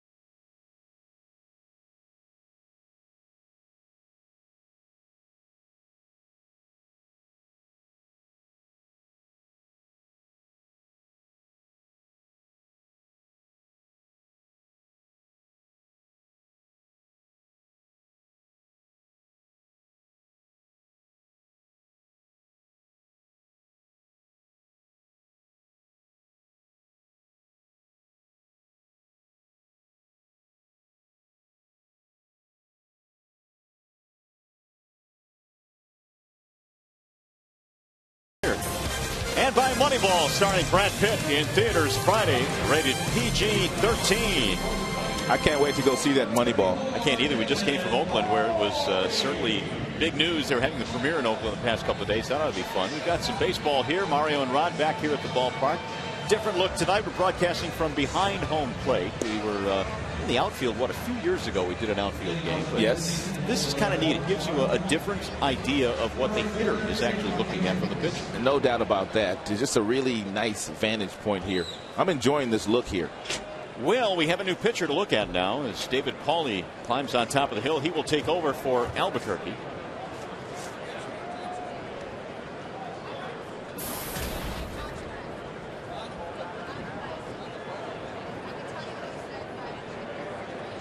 And Pauly will face Marquez, Guerrero, and WIETERS. And the first pitch is a little bit low, 1-0. And Pauly has not pitched all that much in a Tigers uniform, whereas before he came to Detroit, he was pitching quite often in Seattle. But the role the Tigers have chosen to use him in, they just have not really needed him because the starting pitchers have usually gone deep in a game, and that turns the ball over to the combination of Perry and Koch and Benoit and Valverde. Pauly had some really nice numbers with the Seattle Mariners. He's facing Marquez, Guerrero, WIETERS here in the fifth. And that missed outside. Now it's 3-0. We've been talking about Gold Glove winners. When Marquez has a chance to win a Gold Glove this year, it will go between either he, Torrey Hunter, and Jeff Francoeur, who we just saw in Kansas City. That's a tough trio to pick just one. All three are having really good years defensively in right field. Torrey, of course, a former center fielder who has made a lifetime worth of acrobatic plays. That's in the air toward right center field. Jackson cruising over. And we have one gone. Time now for the Farmers Insurance Report Card. I want to talk about Vladimir Guerrero and where he stands. And Dominican-born players in the hit leaders. You see Julio Franco on that list along with Manny Ramirez. And Guerrero is third. Earlier this year he picked up his 2,500th hit. Julio Franco played till he was about 50 years old, though. Literally. Yeah, really. As Guerrero takes inside. And Vladimir, when he was young, one of the most feared hitters in the game. He could do it all. Steal bases, hit for power, hit for average. Just a really dangerous bat. Popped him up. Right side of the infield. Good pitch by Pauly. Cabrera hauls it in, and there are two gone. Take a look at the breaking ball. You don't have to throw Vladimir Guerrero a good pitch to hit. Just something close. So he spins a breaking ball up there, and you can see that ball was about 6 inches off the plate outside when it finally made contact with Vladdy's bat. Guerrero 0 for 2 tonight with an RBI. He was fun to watch when he was young. WIETERS looks at a ball. Could do it all, really. No doubt.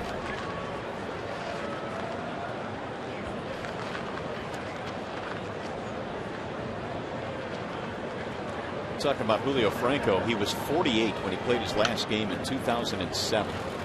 48. That was with Atlanta. He played 15 games that year. We think he was 48.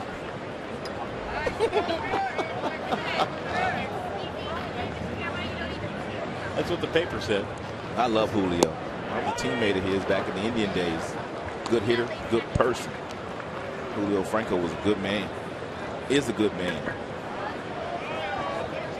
And could hit. Julio won a batting title in the big leagues. 1991. 1-2 is tapped toward first base, and Cabrera has it there. It's a 1-2-3 inning. Nicely done by Pauly. Tigers baseball tonight on Fox Sports Detroit, presented by Bell Tire.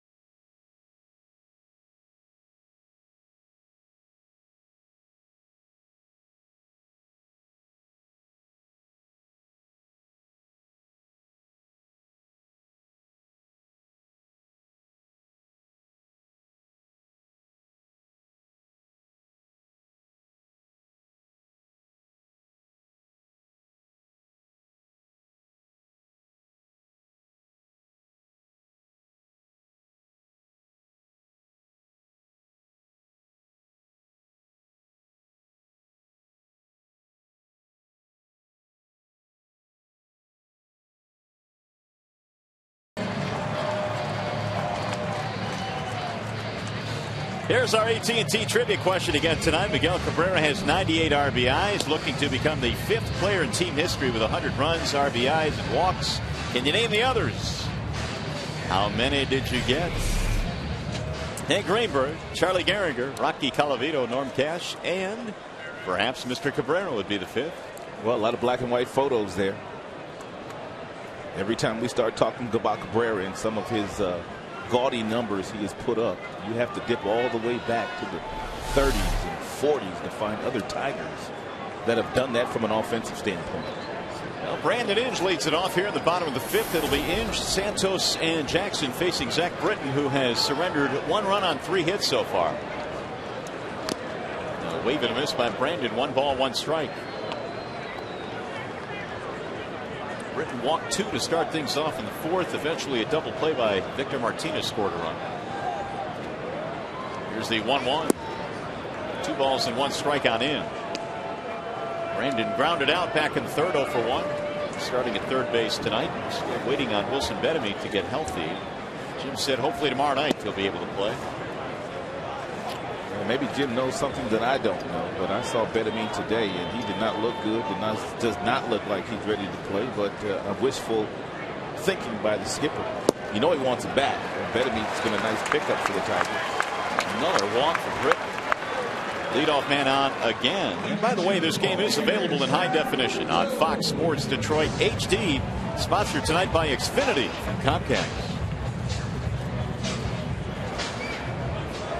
Well, we're in HD. Hey, right above us, that's a RoboCam. There it is, right there. Well, they got cameras everywhere. You can't do nothing around here. No, you can't see. You get caught. You got to get me back upstairs. Yeah, a lot of privacy up there. That's into center field, base hit. So Santos is out for the 2nd time. Brandon gets in there to 2nd base, and the Tigers have 2 aboard.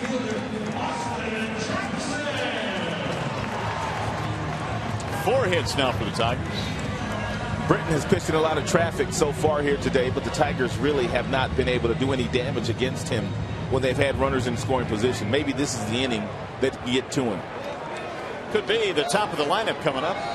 Jackson's first couple of plate appearances here tonight, he has swung at the first pitch. Jackson 1 out of 2, singled in the 1st. He bounced out in the 3rd.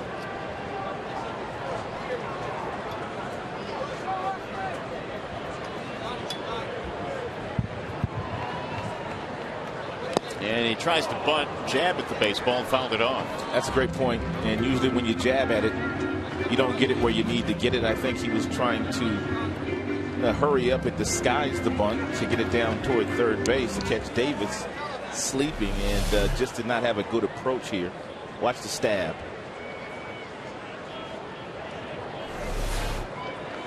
Oh, 0-1.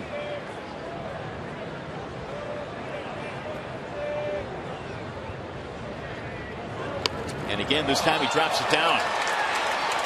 Wieters, his throw is just in time. Wieters kind of nonchalant at that ball. Well, Wieters almost waited too late. Wieters took a look at 3rd base where he had no play whatsoever, and it almost cost him by getting Jackson. Jackson will get a sacrifice bunt. Better technique this time. Apparently Jim playing for a couple of runs in this inning. He gets it down, but take a look at Wieters. He takes a look at Brandon Inge at 3rd base, and by taking that look ever so quickly, Jackson almost beat that ball out. Boy, was that close. You hate to see guys lunge at the bag the way that Jackson lunged at the bag. Look at him lunge here. You hate to see your players do that. A lot of times when they lunge like that, they hyperextend their knees when they hit the bag. And base running coaches prefer you to just run through the base in your natural running motion. You don't get there any quicker by lunging at it. But I think your mind tells you that you can, even though you can't. Ordonez, a chance now to plate a couple here with a base hit.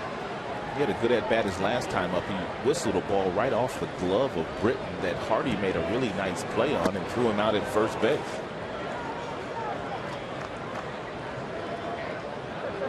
Walk to Inge, start of the inning. Santos with a base hit. Jackson sacrificing the runners up, and now Maglio trying to plate him. Little looper back a second. Off the glove of the second baseman Andino. Angels score. Santos goes to third, and it's a 5-2 ball game. Sometimes it's better to be lucky than good. That was a pretty good pitch by Britton. As a matter of fact, a really good pitch by Britton. Maglio fought the ball off, and Andino was able to climb the ladder and elevate, but not able to pull it down.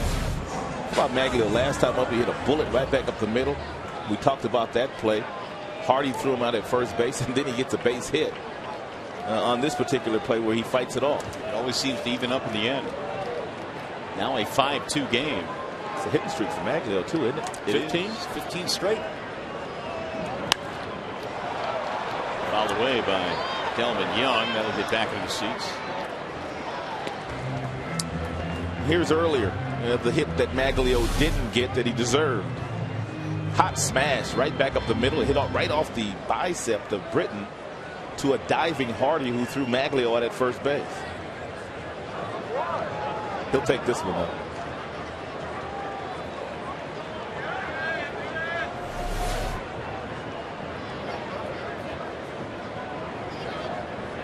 The 0-1. 1 ball, 1 strike on Young. Delman walked, scored a run back in the fourth. Tigers right back in this game.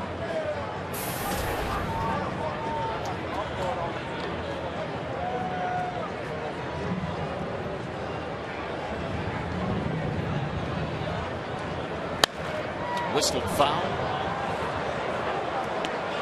Back amongst them as they battle for it. 1-2 on Delman.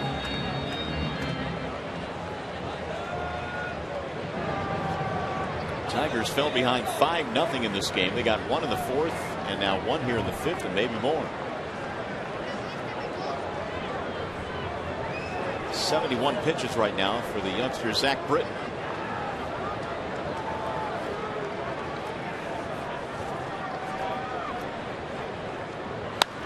Fouled away again. One thing Britton has not been afraid to do, and Wieters, the catcher, has done a very nice job of leading him in this manner. Against the right-handers, he has not been afraid to bust them inside with good firm fastballs in the low 90s. Wieters a really big catcher, about 6'5", but moves very gracefully behind the dish. That one was yanked foul. 84-mile-per-hour slider.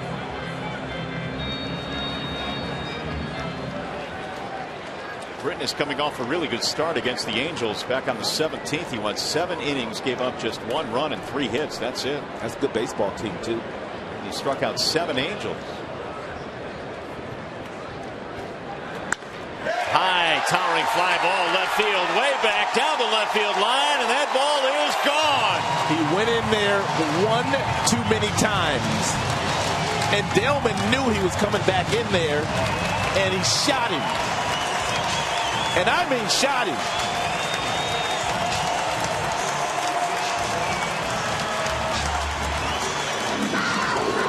Three-run homer for Delman Young. Fastball inside, low 90s. Look at Delman pull the hands inside and go down and get it. And as soon as he hit it, he knew it was gone.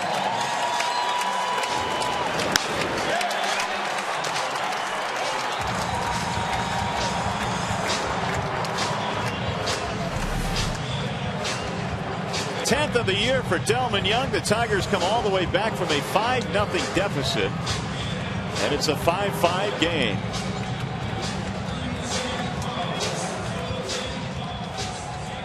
And this is how we saw it.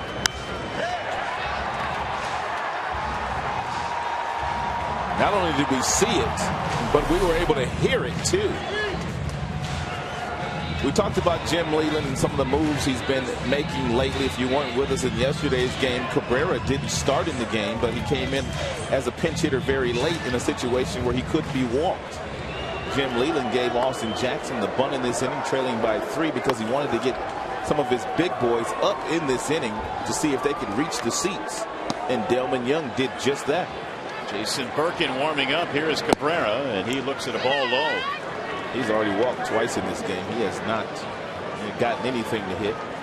I don't think he swung the bat today yet, has he? Now to this point, the 1-0 pitch. He has swung it now, and he lines one to left, but it's going to be caught by REYNOLDS. He's so scary. The second out of the inning.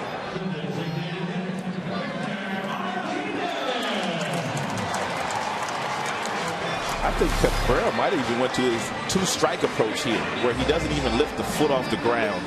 He just gives the heel off the ground and keeps the toe there and hits a ball that hard.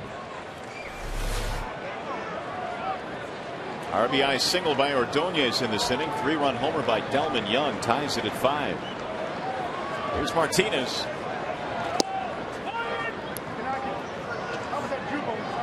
Victor tonight a double play ball and a ground out. His double play ball forced a run in.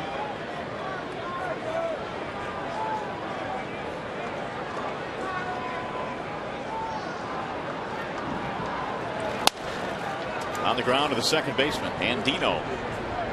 And Martinez is out. Inning is over. Big inning, though, for Detroit. 4-run inning. 3 of them on one swing of the bat by Delman Young.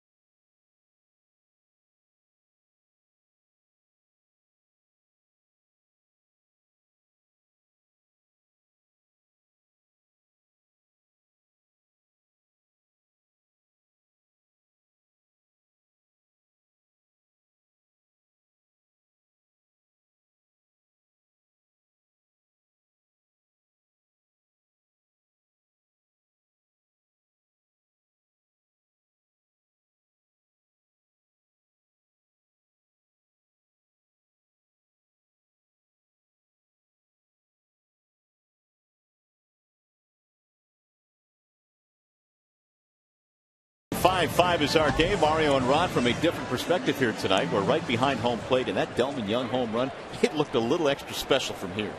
I like the way it sounded, too. It Britton, one too many fastballs inside there for Delman. And so the Tigers come back from a 5-0 deficit. Delman Young's 3-run homer, the big blow. And now it's 5-5 as we go to the 6th inning. David Pauly is back out there facing Adam Jones, Mark Reynolds, Chris Davis in a brand new ball game tonight. And a strike called on Adam Jones. Adam Jones has already had a very productive night. He threw out a runner at home plate. That was Cabrera. It was earlier in this contest, and his last time up, he hit a 2-run home run off the starter, Jacob Turner.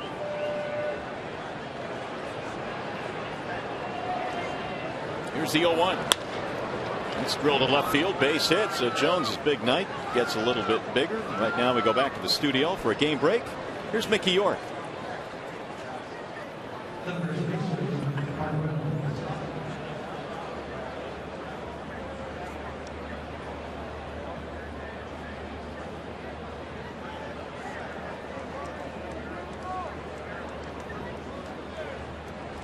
All right, Mick, thanks very much. You know, Mickey couldn't do a game and hang out with us here because the fans would be all over him behind home plate. You know, he knows that, too. He can't come down here too often. Here's Mark Reynolds. The leadoff man is on for the Orioles. And a strike called from Pauly. And Pauly needs to make sure, and because he has a really good sinker, and that he keeps Adam Jones at first base, and then he makes the pitch he needs to make, and he can get Reynolds to hit into a double play. Jones has stolen 11 bags this year. He's only been caught twice.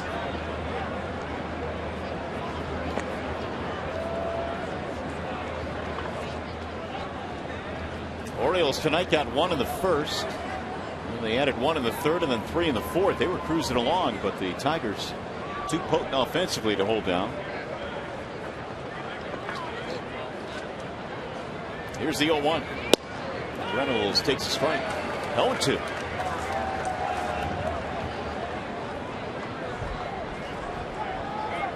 "36 home runs this year for Reynolds, which is the most for an Oriole in a single season since Albert Bell hit 37. That was back in the '99 campaign. So his next home run would catch Albert if he hits one down the stretch. I don't even remember Albert wearing the Baltimore uniform. No. Yeah, late '90s. Yeah, he signed a big deal with them, didn't he? He did. Only 2 players have hit 35 or more in their first year with the O's, Frank Robinson and Bell. The other 2, Frank did it back in '66. Frank was pretty good. But one of the first things that Jim Presley did with Reynolds when they got to spring training, he didn't try to change him. They knew exactly what they were getting. They told him, just be you. We know you're going to strike out, but we also know you're going to run into a lot of homers. And he has done just that. Swing and a tip, and down he goes. He is fanned for the first time here tonight. It's a pretty good breaking ball here by Paulie. It's been tough for Paulie to stay sharp too because he hasn't gotten consistent work. But that's a really nice breaking ball there to fool Reynolds and get him out on that front foot.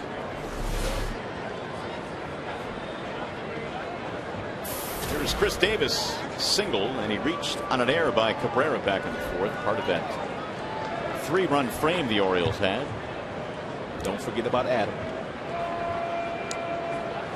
Jim Leland flashing some signs to Santos. Santos picking up the signs and then relaying those to Paulie. That's one thing Jim is real good at. He's really good at slowing the running game down. And he'll need to be when we get to the postseason. Because all the teams the Tigers could potentially play, they run a lot. Over 100 steals for all of them. Meanwhile, Perry and Schlereth are warming up in the Detroit bullpen. College teammates, University of Arizona, and #1 draft choices the same year. Runner goes. Santos guns down to second. Tag. Not in time. The 12th steal of the year for Adam Jones, and he got a great jump. He's a good baseball player. He's a really good player. Santos really had no shot, although the exchange was clean and he made a good throw, but Jones was on his way up when the ball got to Peralta's glove.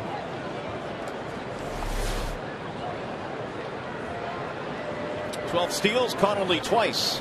Adam Jones, and now in scoring position as the Orioles try and take the lead again. They let a 5-0 lead get away tonight. Here's the 2-0. Roll to first base. Cabrera has it. Davis is out. Advance the runner.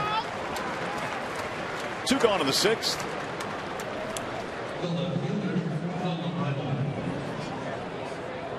We'll bring up Nolan REIMOLD.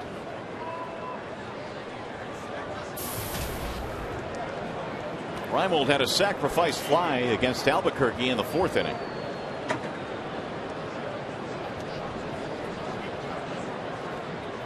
He's been part of the big league club each of the last 3 years. And trying to deliver a 2-out hit here to give his team the lead. Paulie delivers a breaking ball strike, 0-1. First of 4 between these two teams tomorrow. Porcello and Alfredo Simon. A lot of people asking, when's Verlander pitching again? Well, he's pitching Saturday. He'll be opposed by Jeremy Guthrie in that game. And Jim pretty much has his rotation set up now for the postseason. Verlander will get the ball on the very first day, regardless of where they play.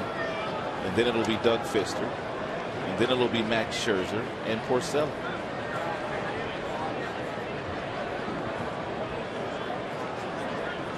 The youngster Turner sitting right next to Justin Verlander. Hopefully some of that magic rubs off. check swing roller toward third base. Inge on the charge. Going to be a tough play. His throw is not in time, and a run will score. Jones comes in to give the Orioles the lead again, 6-5.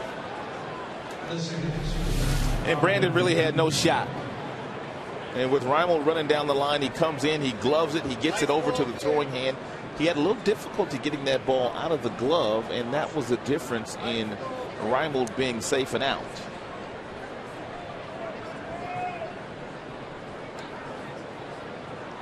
REYNOLDS got some pretty good speed for a big guy. He has picked up another RBI, his 40th of the year. Strike one on Andino. He's 0 for 3 tonight. So the stolen base by Adam Jones in this inning proves big for Baltimore.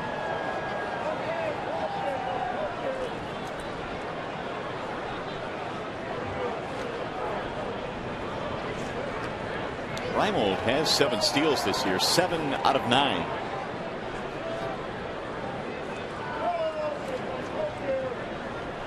Paulie came on in the 5th, got him 1-2-3, but gave up a leadoff single here in the 6th inning. And it has come around to score.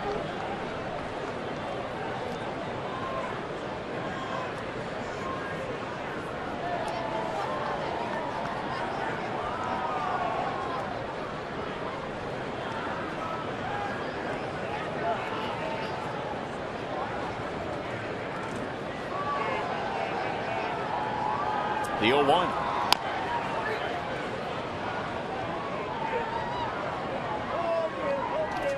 0-2 on Andino. Former Florida Marlin, spent 4 years over in the National League with the Marlins. Pretty good series in that Boston series. We mentioned Baltimore, I think, surprised a lot of people in taking 3 out of 4 from the Red Sox, who have been reeling, and Andino in that series had 5 RBIs. And not to take anything away from Baltimore, who's playing some really good baseball down the stretch, but that Boston team playing awfully tight right now. And it's tough to win big league baseball games when you're playing as tight as Boston's playing. To third base for Brandon. Inge throws him out. So that's all for the Orioles. They get a run, and they're back on top 6-5.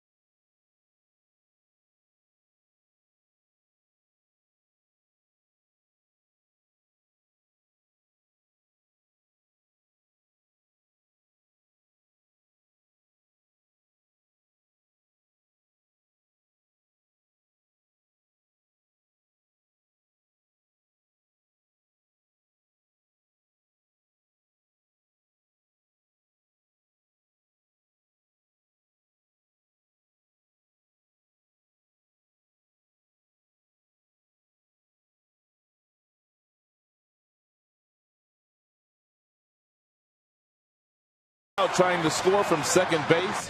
The ball did not bounce to WIETERS, and he was able to tag Cabrera on the leg as he ran by. Coors Light Freeze Cam is always brought to you by your Frost Brewed Coors Light. All right, I just have to say, Mario just got a little snack down here, and I'm a little jealous. Ken over here sitting a little bit next door. I mean, he's bringing snacks. Poor Rod didn't get anything to eat. Apparently you don't like Rod, but he's also stealing my job. I'm the only one that brings them food, so I'm a little, see, he's hiding. He's hiding. No. some good fans. I mean, I guess Mario and Rod, there's some benefit. If I'm not bringing you food, exactly, then maybe some fans will bring you some food. Shannon, you're fired. You're fired. Sorry to tell you you're fired. Bummer. Better start looking for a new job. I'll talk to you guys a little bit. All right, Bye. potato chips, hot dogs. Thanks to our good buddy sitting in the seats there. We got a new pitcher as well. Jason Birkin will take over now for the Orioles. I was starting to get a little hungry down here, too. I was wondering when somebody was going to bring something down. Well, he came through. Birkin checks in with a .532 earned run average. He's logged 44 innings. Look at that bottom note, though. The opponents are hitting .321 against Birkin, which means the Tigers have a legitimate shot of taking the lead once again in this ball game.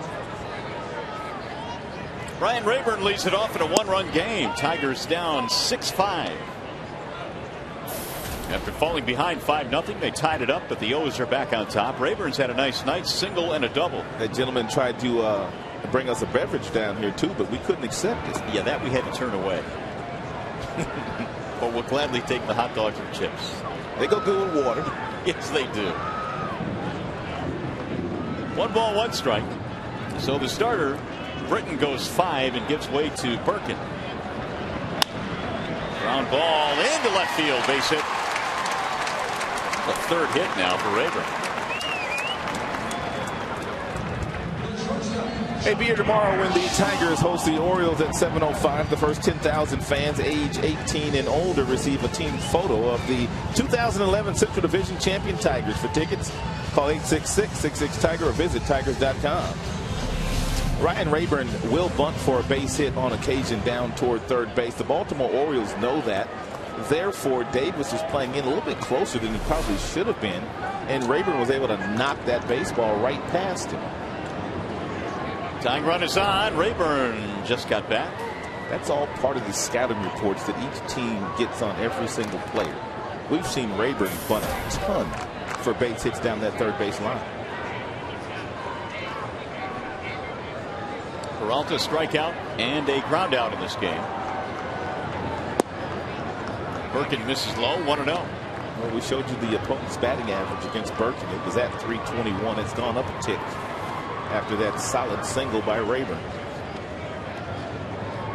Good hit and run count here with Peralta. He's been struggling lately, and every now and then when a player's struggling, the manager will try to take all the guesswork out by starting the runner and forcing you into swinging. It's a double play ball hit to Hardy, and he's been really good tonight. He didn't do it on that occasion, but even if Rayburn was on the move, that still would have been a double play. It was hit so hard. 3rd double play the Tigers have bounced into tonight. Base is empty now with 2 away. We'll pick up Brandon Inge.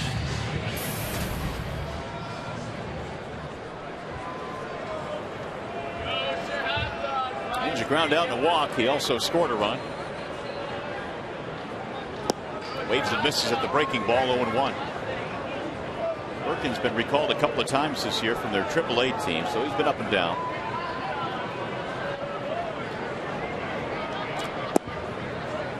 Brandon checked it that time, 1-1. Birkin born in Green Bay, Wisconsin, and resides in Atlanta, Georgia. We have more food coming in. We didn't order that. No, we didn't order that. You got your pocketbook with you? We're going to need to start writing some checks down here. I don't have no cash. Still trying to look for the owners of that hot dog over there. I don't have my pocketbook. See, this is our good stuff. Right Yeah, here. we got it. We got it covered. Chips and dogs. Ground ball foul, third base side. When you hang out amongst the people, they will feed you. They will indeed. These are great seats. Great seats. 1-2. Swing and a miss. Inge tried to hold up. Down he goes. Inning is over. No runs, 1 hit, nobody left. I'm going to eat my hot dog. How about you?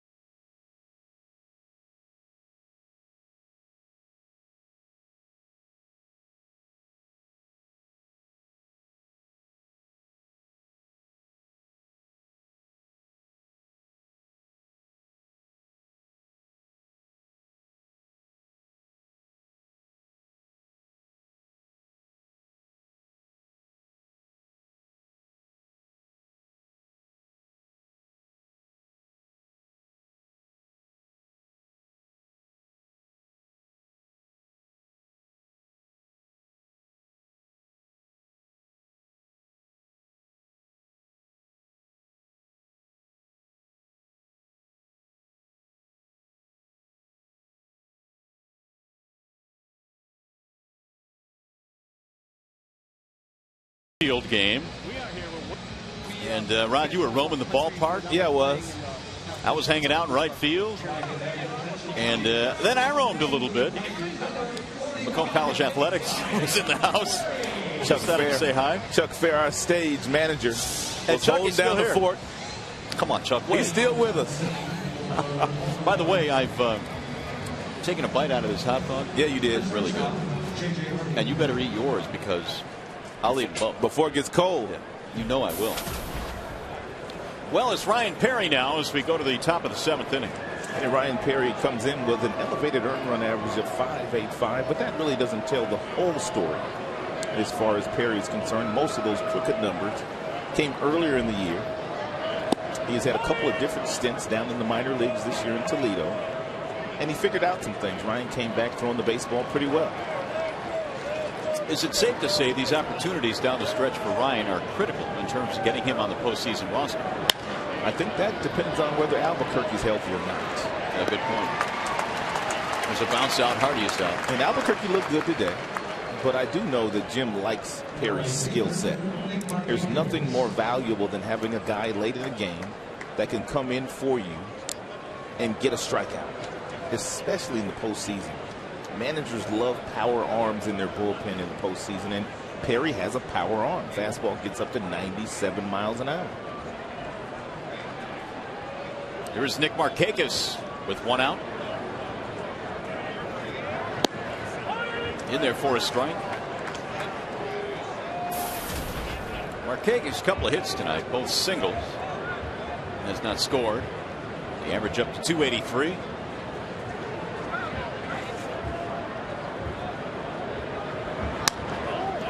Pulled on the ground to first base. Right there is Cabrera. He will feed Perry. And there are 2 gone. By the way, a brand new episode of Tigers Weekly provides another look at the celebration that took place last Friday at the Coliseum in Oakland. The Tigers put the finishing touches on their Central Division championship. It's division clinching edition of Tigers Weekly, premiering tomorrow at 6 p.m. right here on Fox Sports Detroit. 1-2. Ball left side. Here's that last out. A lot of fun. Willingham's ground ball touched off the celebration. And the Tigers, Central Division champions, headed to the playoffs this year. And this is just some of what you'll see on Weekly, the locker room celebration. Vladimir ropes one toward left field. Delman Young will get there, and it's a 1-2-3 inning for Perry. So we go to the stretch. Tigers already have had one celebration, hopefully a few more before this season is over.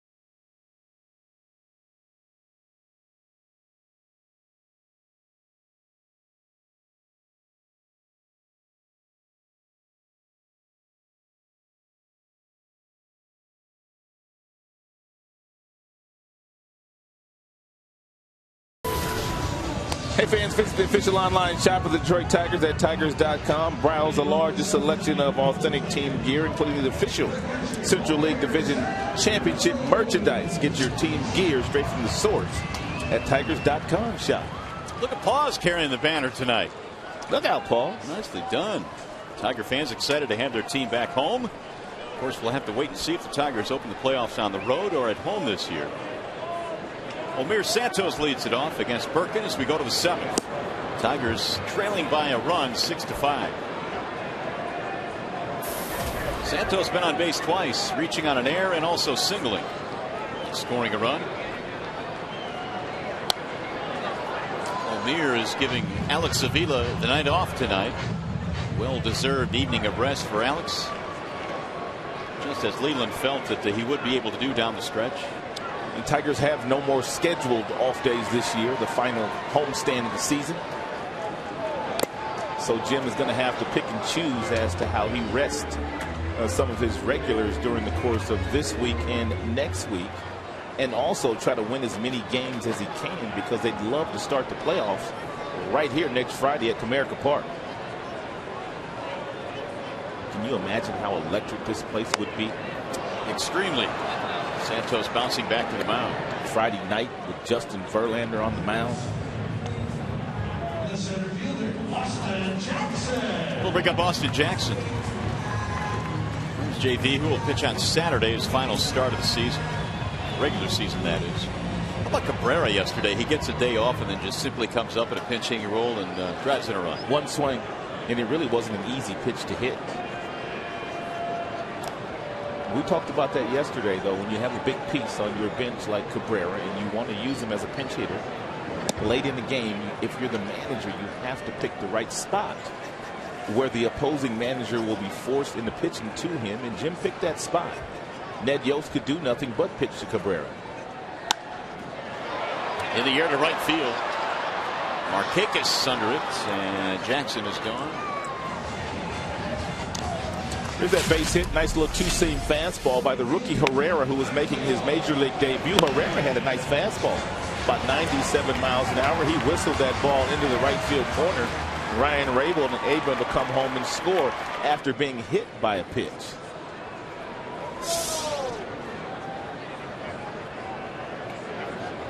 Cabrera getting his 98th RBI on that play. Soft roller to short. Hardy has it. And it's going to be a 1-2-3 inning. No runs, no hits, nobody left. Tigers baseball tonight presented by Bell Tire.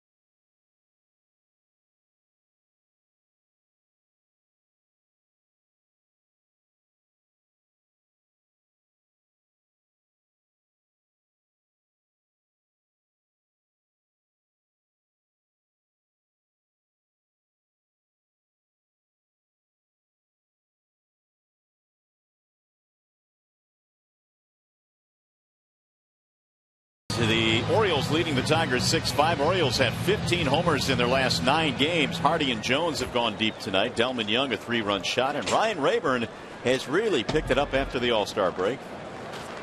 Rayburn tonight has been able to chip in with 3 more hits.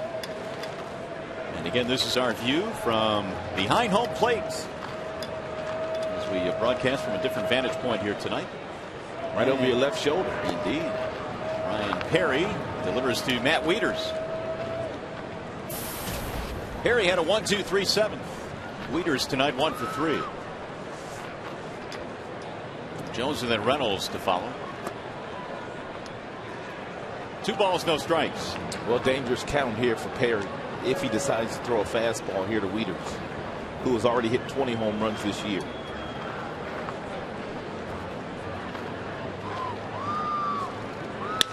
Right back to the mound. Ryan makes a nice play. 4 up, 4 down against Perry.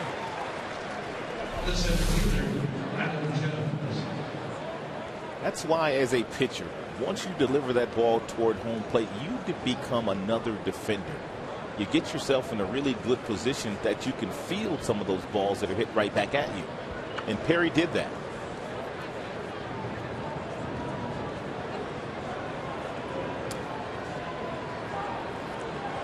Big night tonight for Jones. Single homer steal, and he's also thrown a runner out at the plate. Jones has 14 assists from center field, which is hard to do. I mean, you've got the mound that you have to throw over, and you don't usually see center fielders with as many assists as Jones has been able to compile this year, which speaks volumes to his skill set. Swing and a miss. Perry at 95 threw it by him that time. A nice little slider here down and away. And it might get him a strikeout, but he needs to locate it.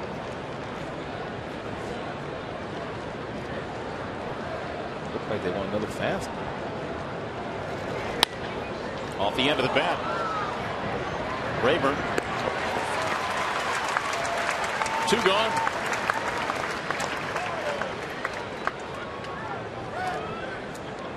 And Perry has touched 95 since coming into the game and has gone as low as 81 with a breaking ball.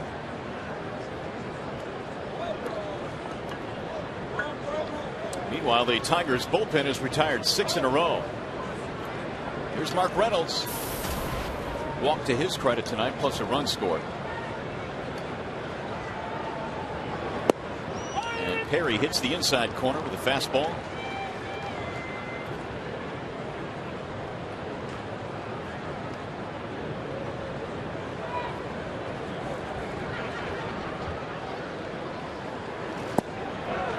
Make it 0-2. Tigers in the bottom of the 8th are going to send Young, Cabrera, and Martinez to the dish.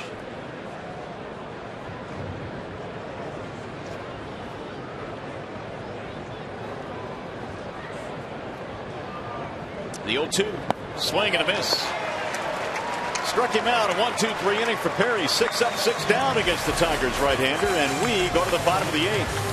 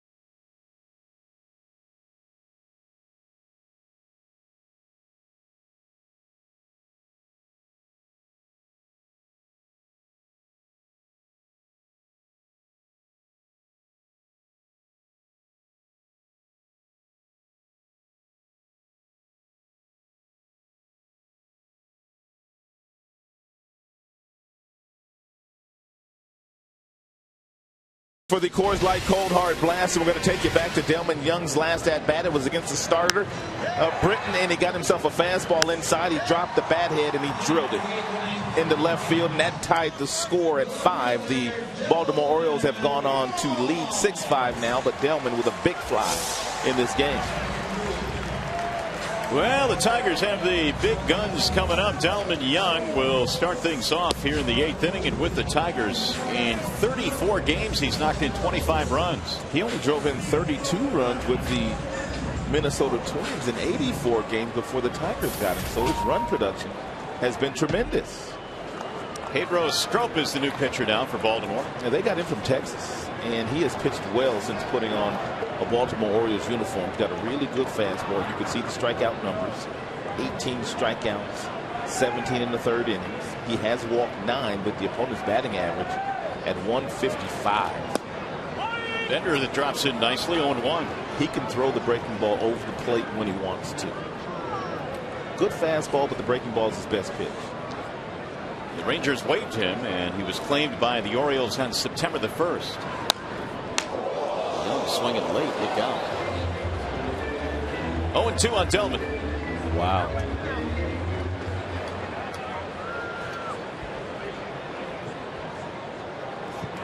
Everyone apparently is okay. Oh my goodness. Yes, you've got to pay attention in those seats.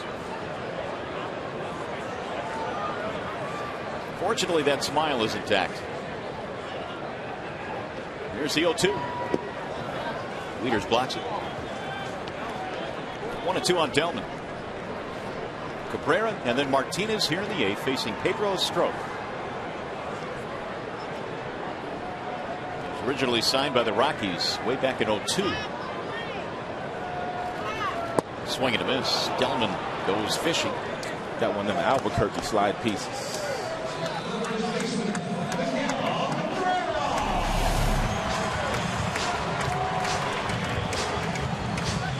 Good pitch. Well, we'll see how frisky Mr. Strop is here tonight, whether he wants to pitch to Cabrera or not. There's a Cabrera fan. Miguel has walked twice in this game, both against the starter. That was Zach Britton.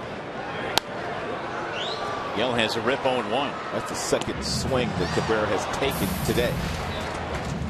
Walked his first 2 times up, didn't swing the bat. He lined out sharply to REYNOLDS, the left fielder, his last time up.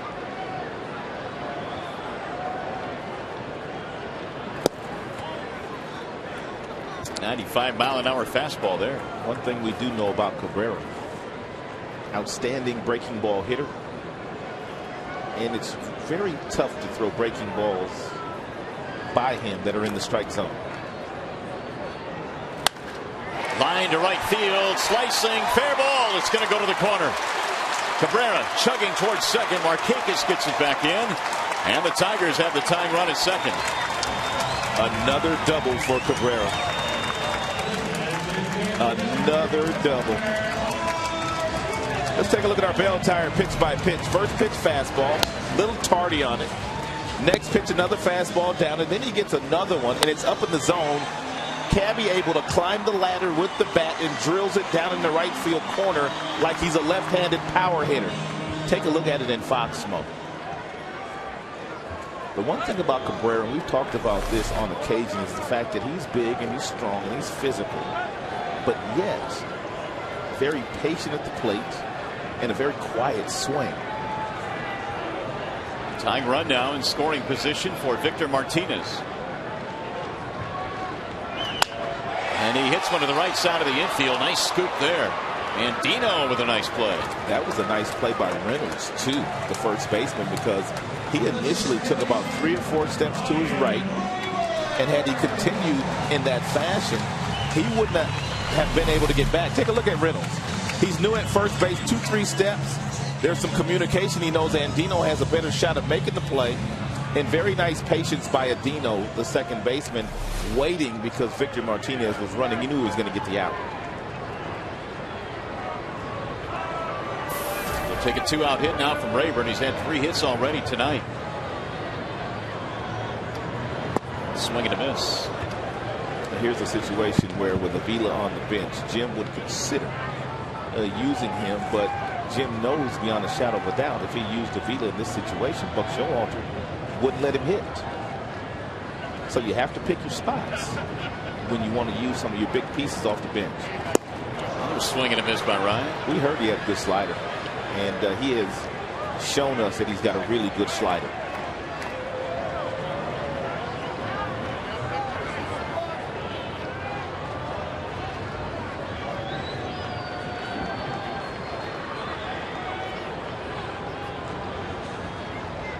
And the 0-2. Driven down the left field line. That ball is going to hook and go foul. He made a mistake with that breaking ball, and Stroke's upset with himself. He got lucky. He hung it. Take a look at it.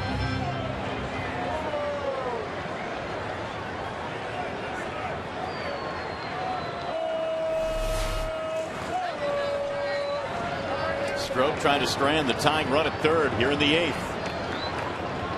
Here's the 0-2. Popped up foul. Boy, he hung another. Rayburn's upset with himself. He knew he had a really good one to hit that time.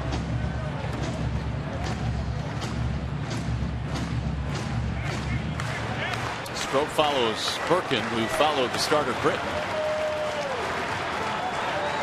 Cabrera doubled with 1 out. He's standing at third with 2 outs.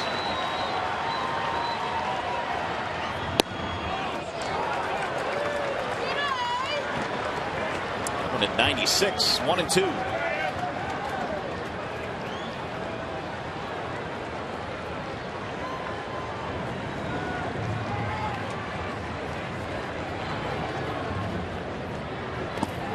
Ooh, good pickup there by WIETERS. Otherwise, Cabrera has a chance to score.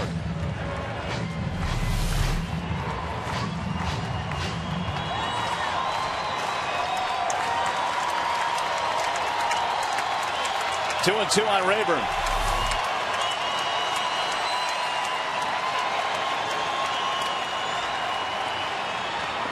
Checked it, but he went around. Strike 3. Rayburn is gone, and the Tigers' threat is over. 8 in the books here at Comerica. We go to the 9th.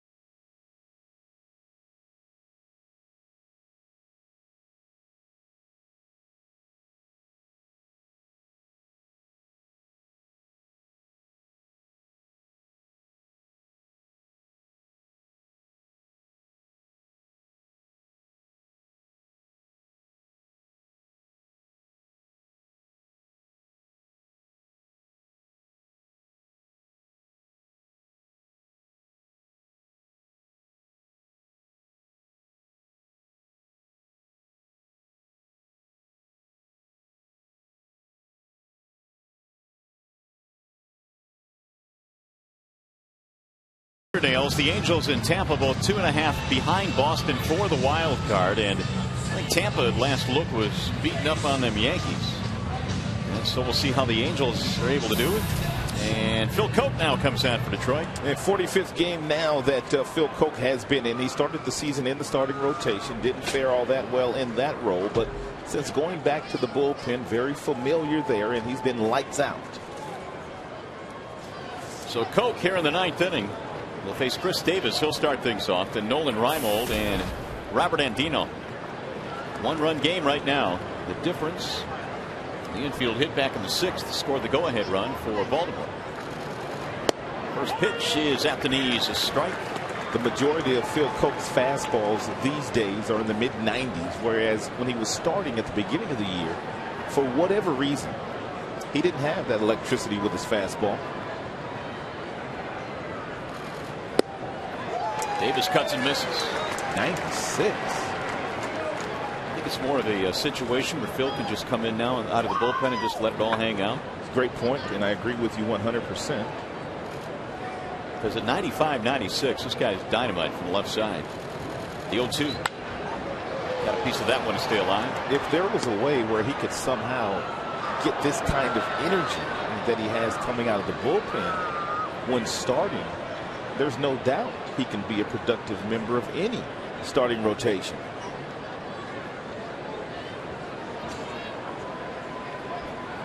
Davis tonight 1 for 3. A little slide piece now.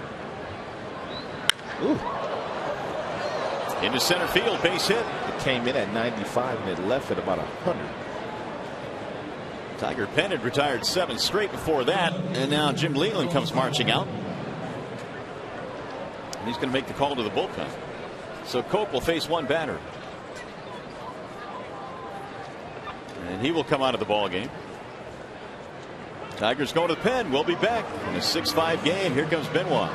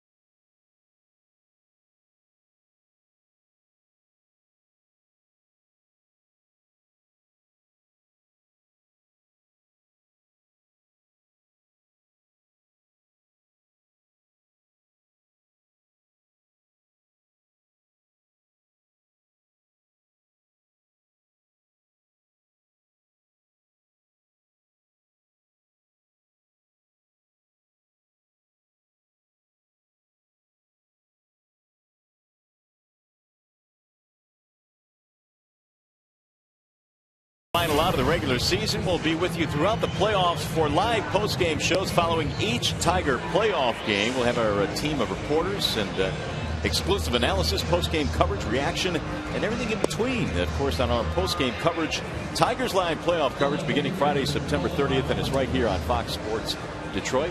Not only reporters, but you and I will be chipping in, doing a little bit too. Yeah, you got to get the big timers in every now and then. They're not going to appreciate you saying that. And they know I'm kidding as well. Well, what do you think? I mean, Benoit coming in now, and Leland said before the game that he's got to get Joaquin in because he certainly will be an important piece, and they've got to get him some work before the playoffs. He had a nice blow in Kansas City after pitching in Oakland, so it's only natural that you have to get your big pieces, some regular work down the stretch, and Benoit is one of those guys.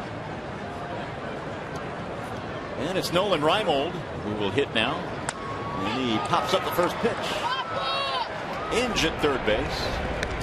A lot of these Baltimore Orioles know all about Joaquin Benoit. Last year he pitched for the Tampa Bay Rays, and he had one of the best seasons a reliever has had in recent memory.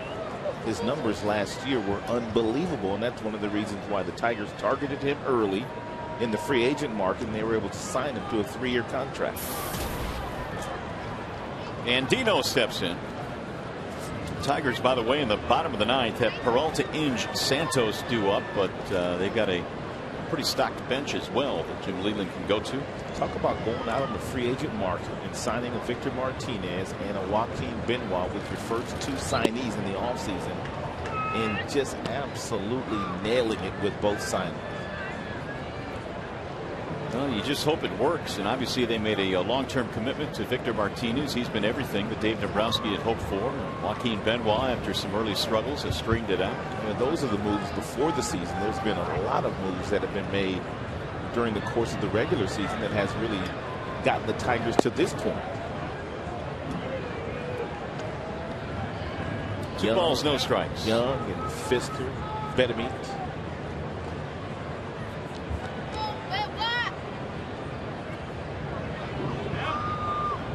Jim's got a nice roster. He knows it. He likes his team.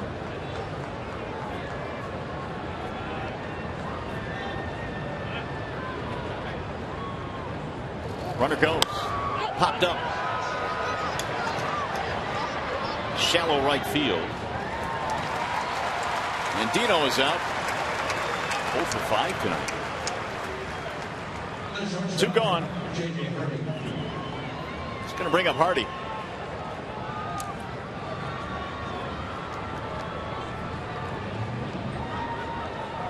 Big night for JJ. Singled, scored in the first, hit a homer in the third.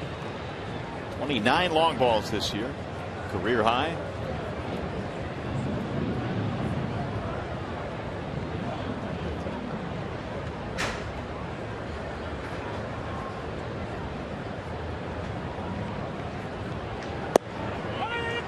In there for a strike on Hardy. Hardy holds his hands in quite a big distance away from his body.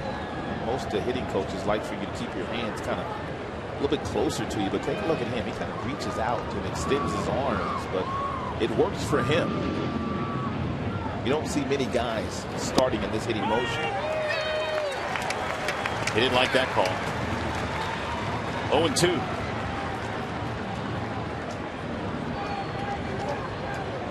Here's a good look at his hands and how far they are away from his body.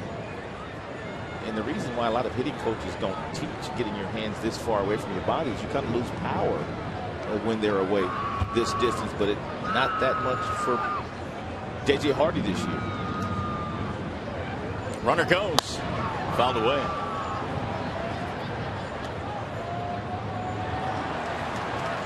So Davis returns to first base. He led the inning off with a single. He is still standing there with 2 outs. And Benoit has 3 above average pitches. He's got the really good firm fastball that he can locate in the mid-90s. A good slider. And he also has a really nice Vulcan changeup. Kevin Gregg is their closer. He is warming up right now. I thought maybe it'd be Johnson here tonight. I don't know exactly how much Johnson's been used lately, but I thought he's pretty much taken over that closer's role for Buck Showalter. Good block by Santos. 1 ball, 2 strikes. Wasn't Gregg on the mound in Baltimore when the Tigers were down big? I think on the last road trip into Baltimore, and he almost let the Tigers back in. Yep.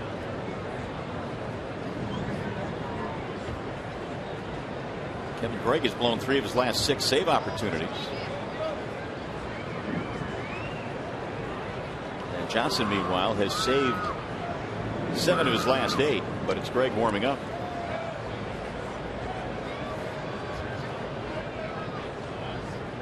And the 1-2 in the air, left center field. Jackson will make the catch. Inning over. Hang on, we go to the bottom of the 9th inning. Tigers need a run.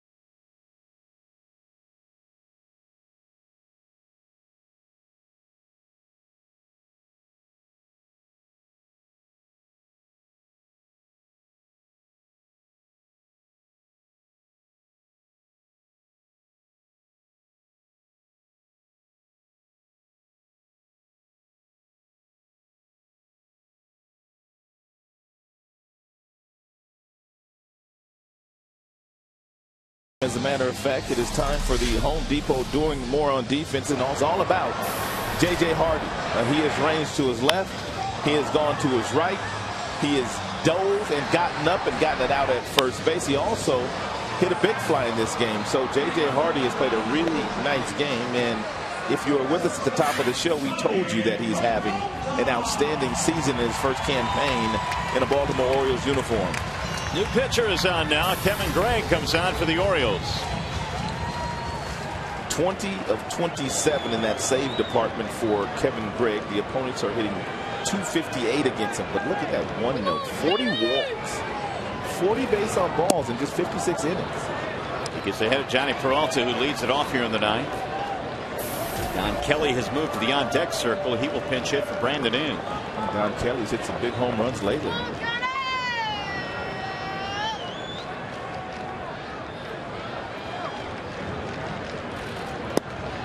Gregg missing low.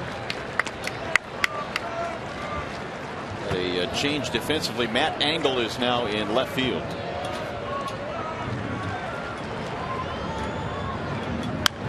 Ground ball foul. So it's 1-2. Looks like Johnny's gotten a little pull happy lately, swinging a lot of breaking balls that are out of the strike zone. When he does get a pretty good pitch to hit, he does just what he did there. Hits a foul ball down that third baseline. He's got to get back to the basics, and that's driving the ball right back up the middle. And that's why he's had such a good year.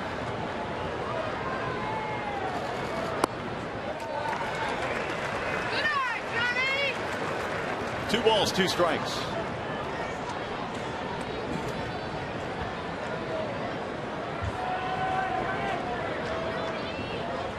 Kevin Gregg, 33 years old. Tap right in front of the plate. Who's going to take it? Wieters. And he is out at first base. Nice communication there between Wieters and Gregg. And that's a perfect example on the swing of what I'm talking about. Johnny pulling off the baseball. Watch Johnny's front shoulder here. He pulls off the baseball, therefore hits it right off the end of the bat. Wieters communicates with Gregg. I got it, and they get the out at first base.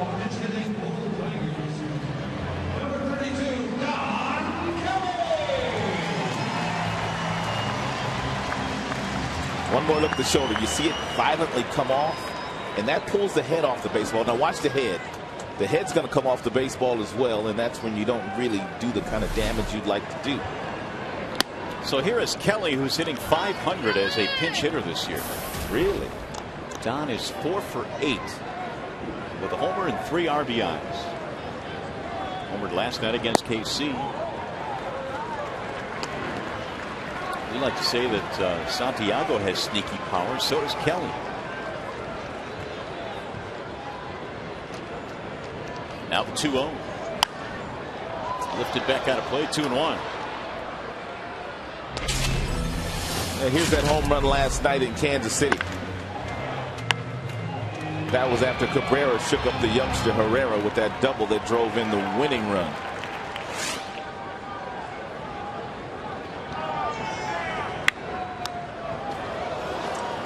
Two balls, two strikes. Avila in the on-deck circle. So with Santos due next, Jim Leland going to the bench.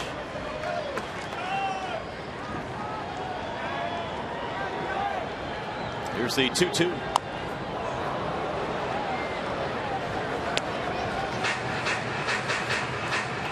Kelly had a home run in that win against Oakland on the night they clinched.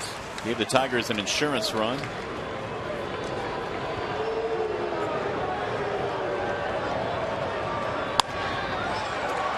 Toward left field. That's a routine fly ball for Angle. 2 outs. So it's going to be up to the pinch hitter Alex Avila. He's had a flair for the dramatic.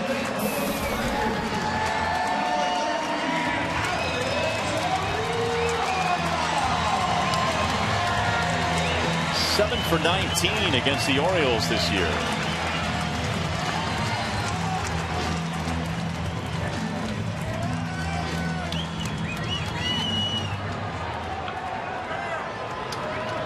Avila 1 for 2 as a pinch hitter, and we talk about the flair for the dramatic. It was the home run in Chicago which tied it up on the last road trip. And that's exactly what he's looking to do here if he gets a fastball he likes. Grounded to first. Instead, that will end the ball game. So the Orioles will win game 1 in this 4-game series. Kevin Gregg has a 1-2-3 ninth inning. And the O's, after blowing a 5-0 lead, hang on to defeat the Tigers. 6-5 your final score. Back with a whole lot more from Comerica.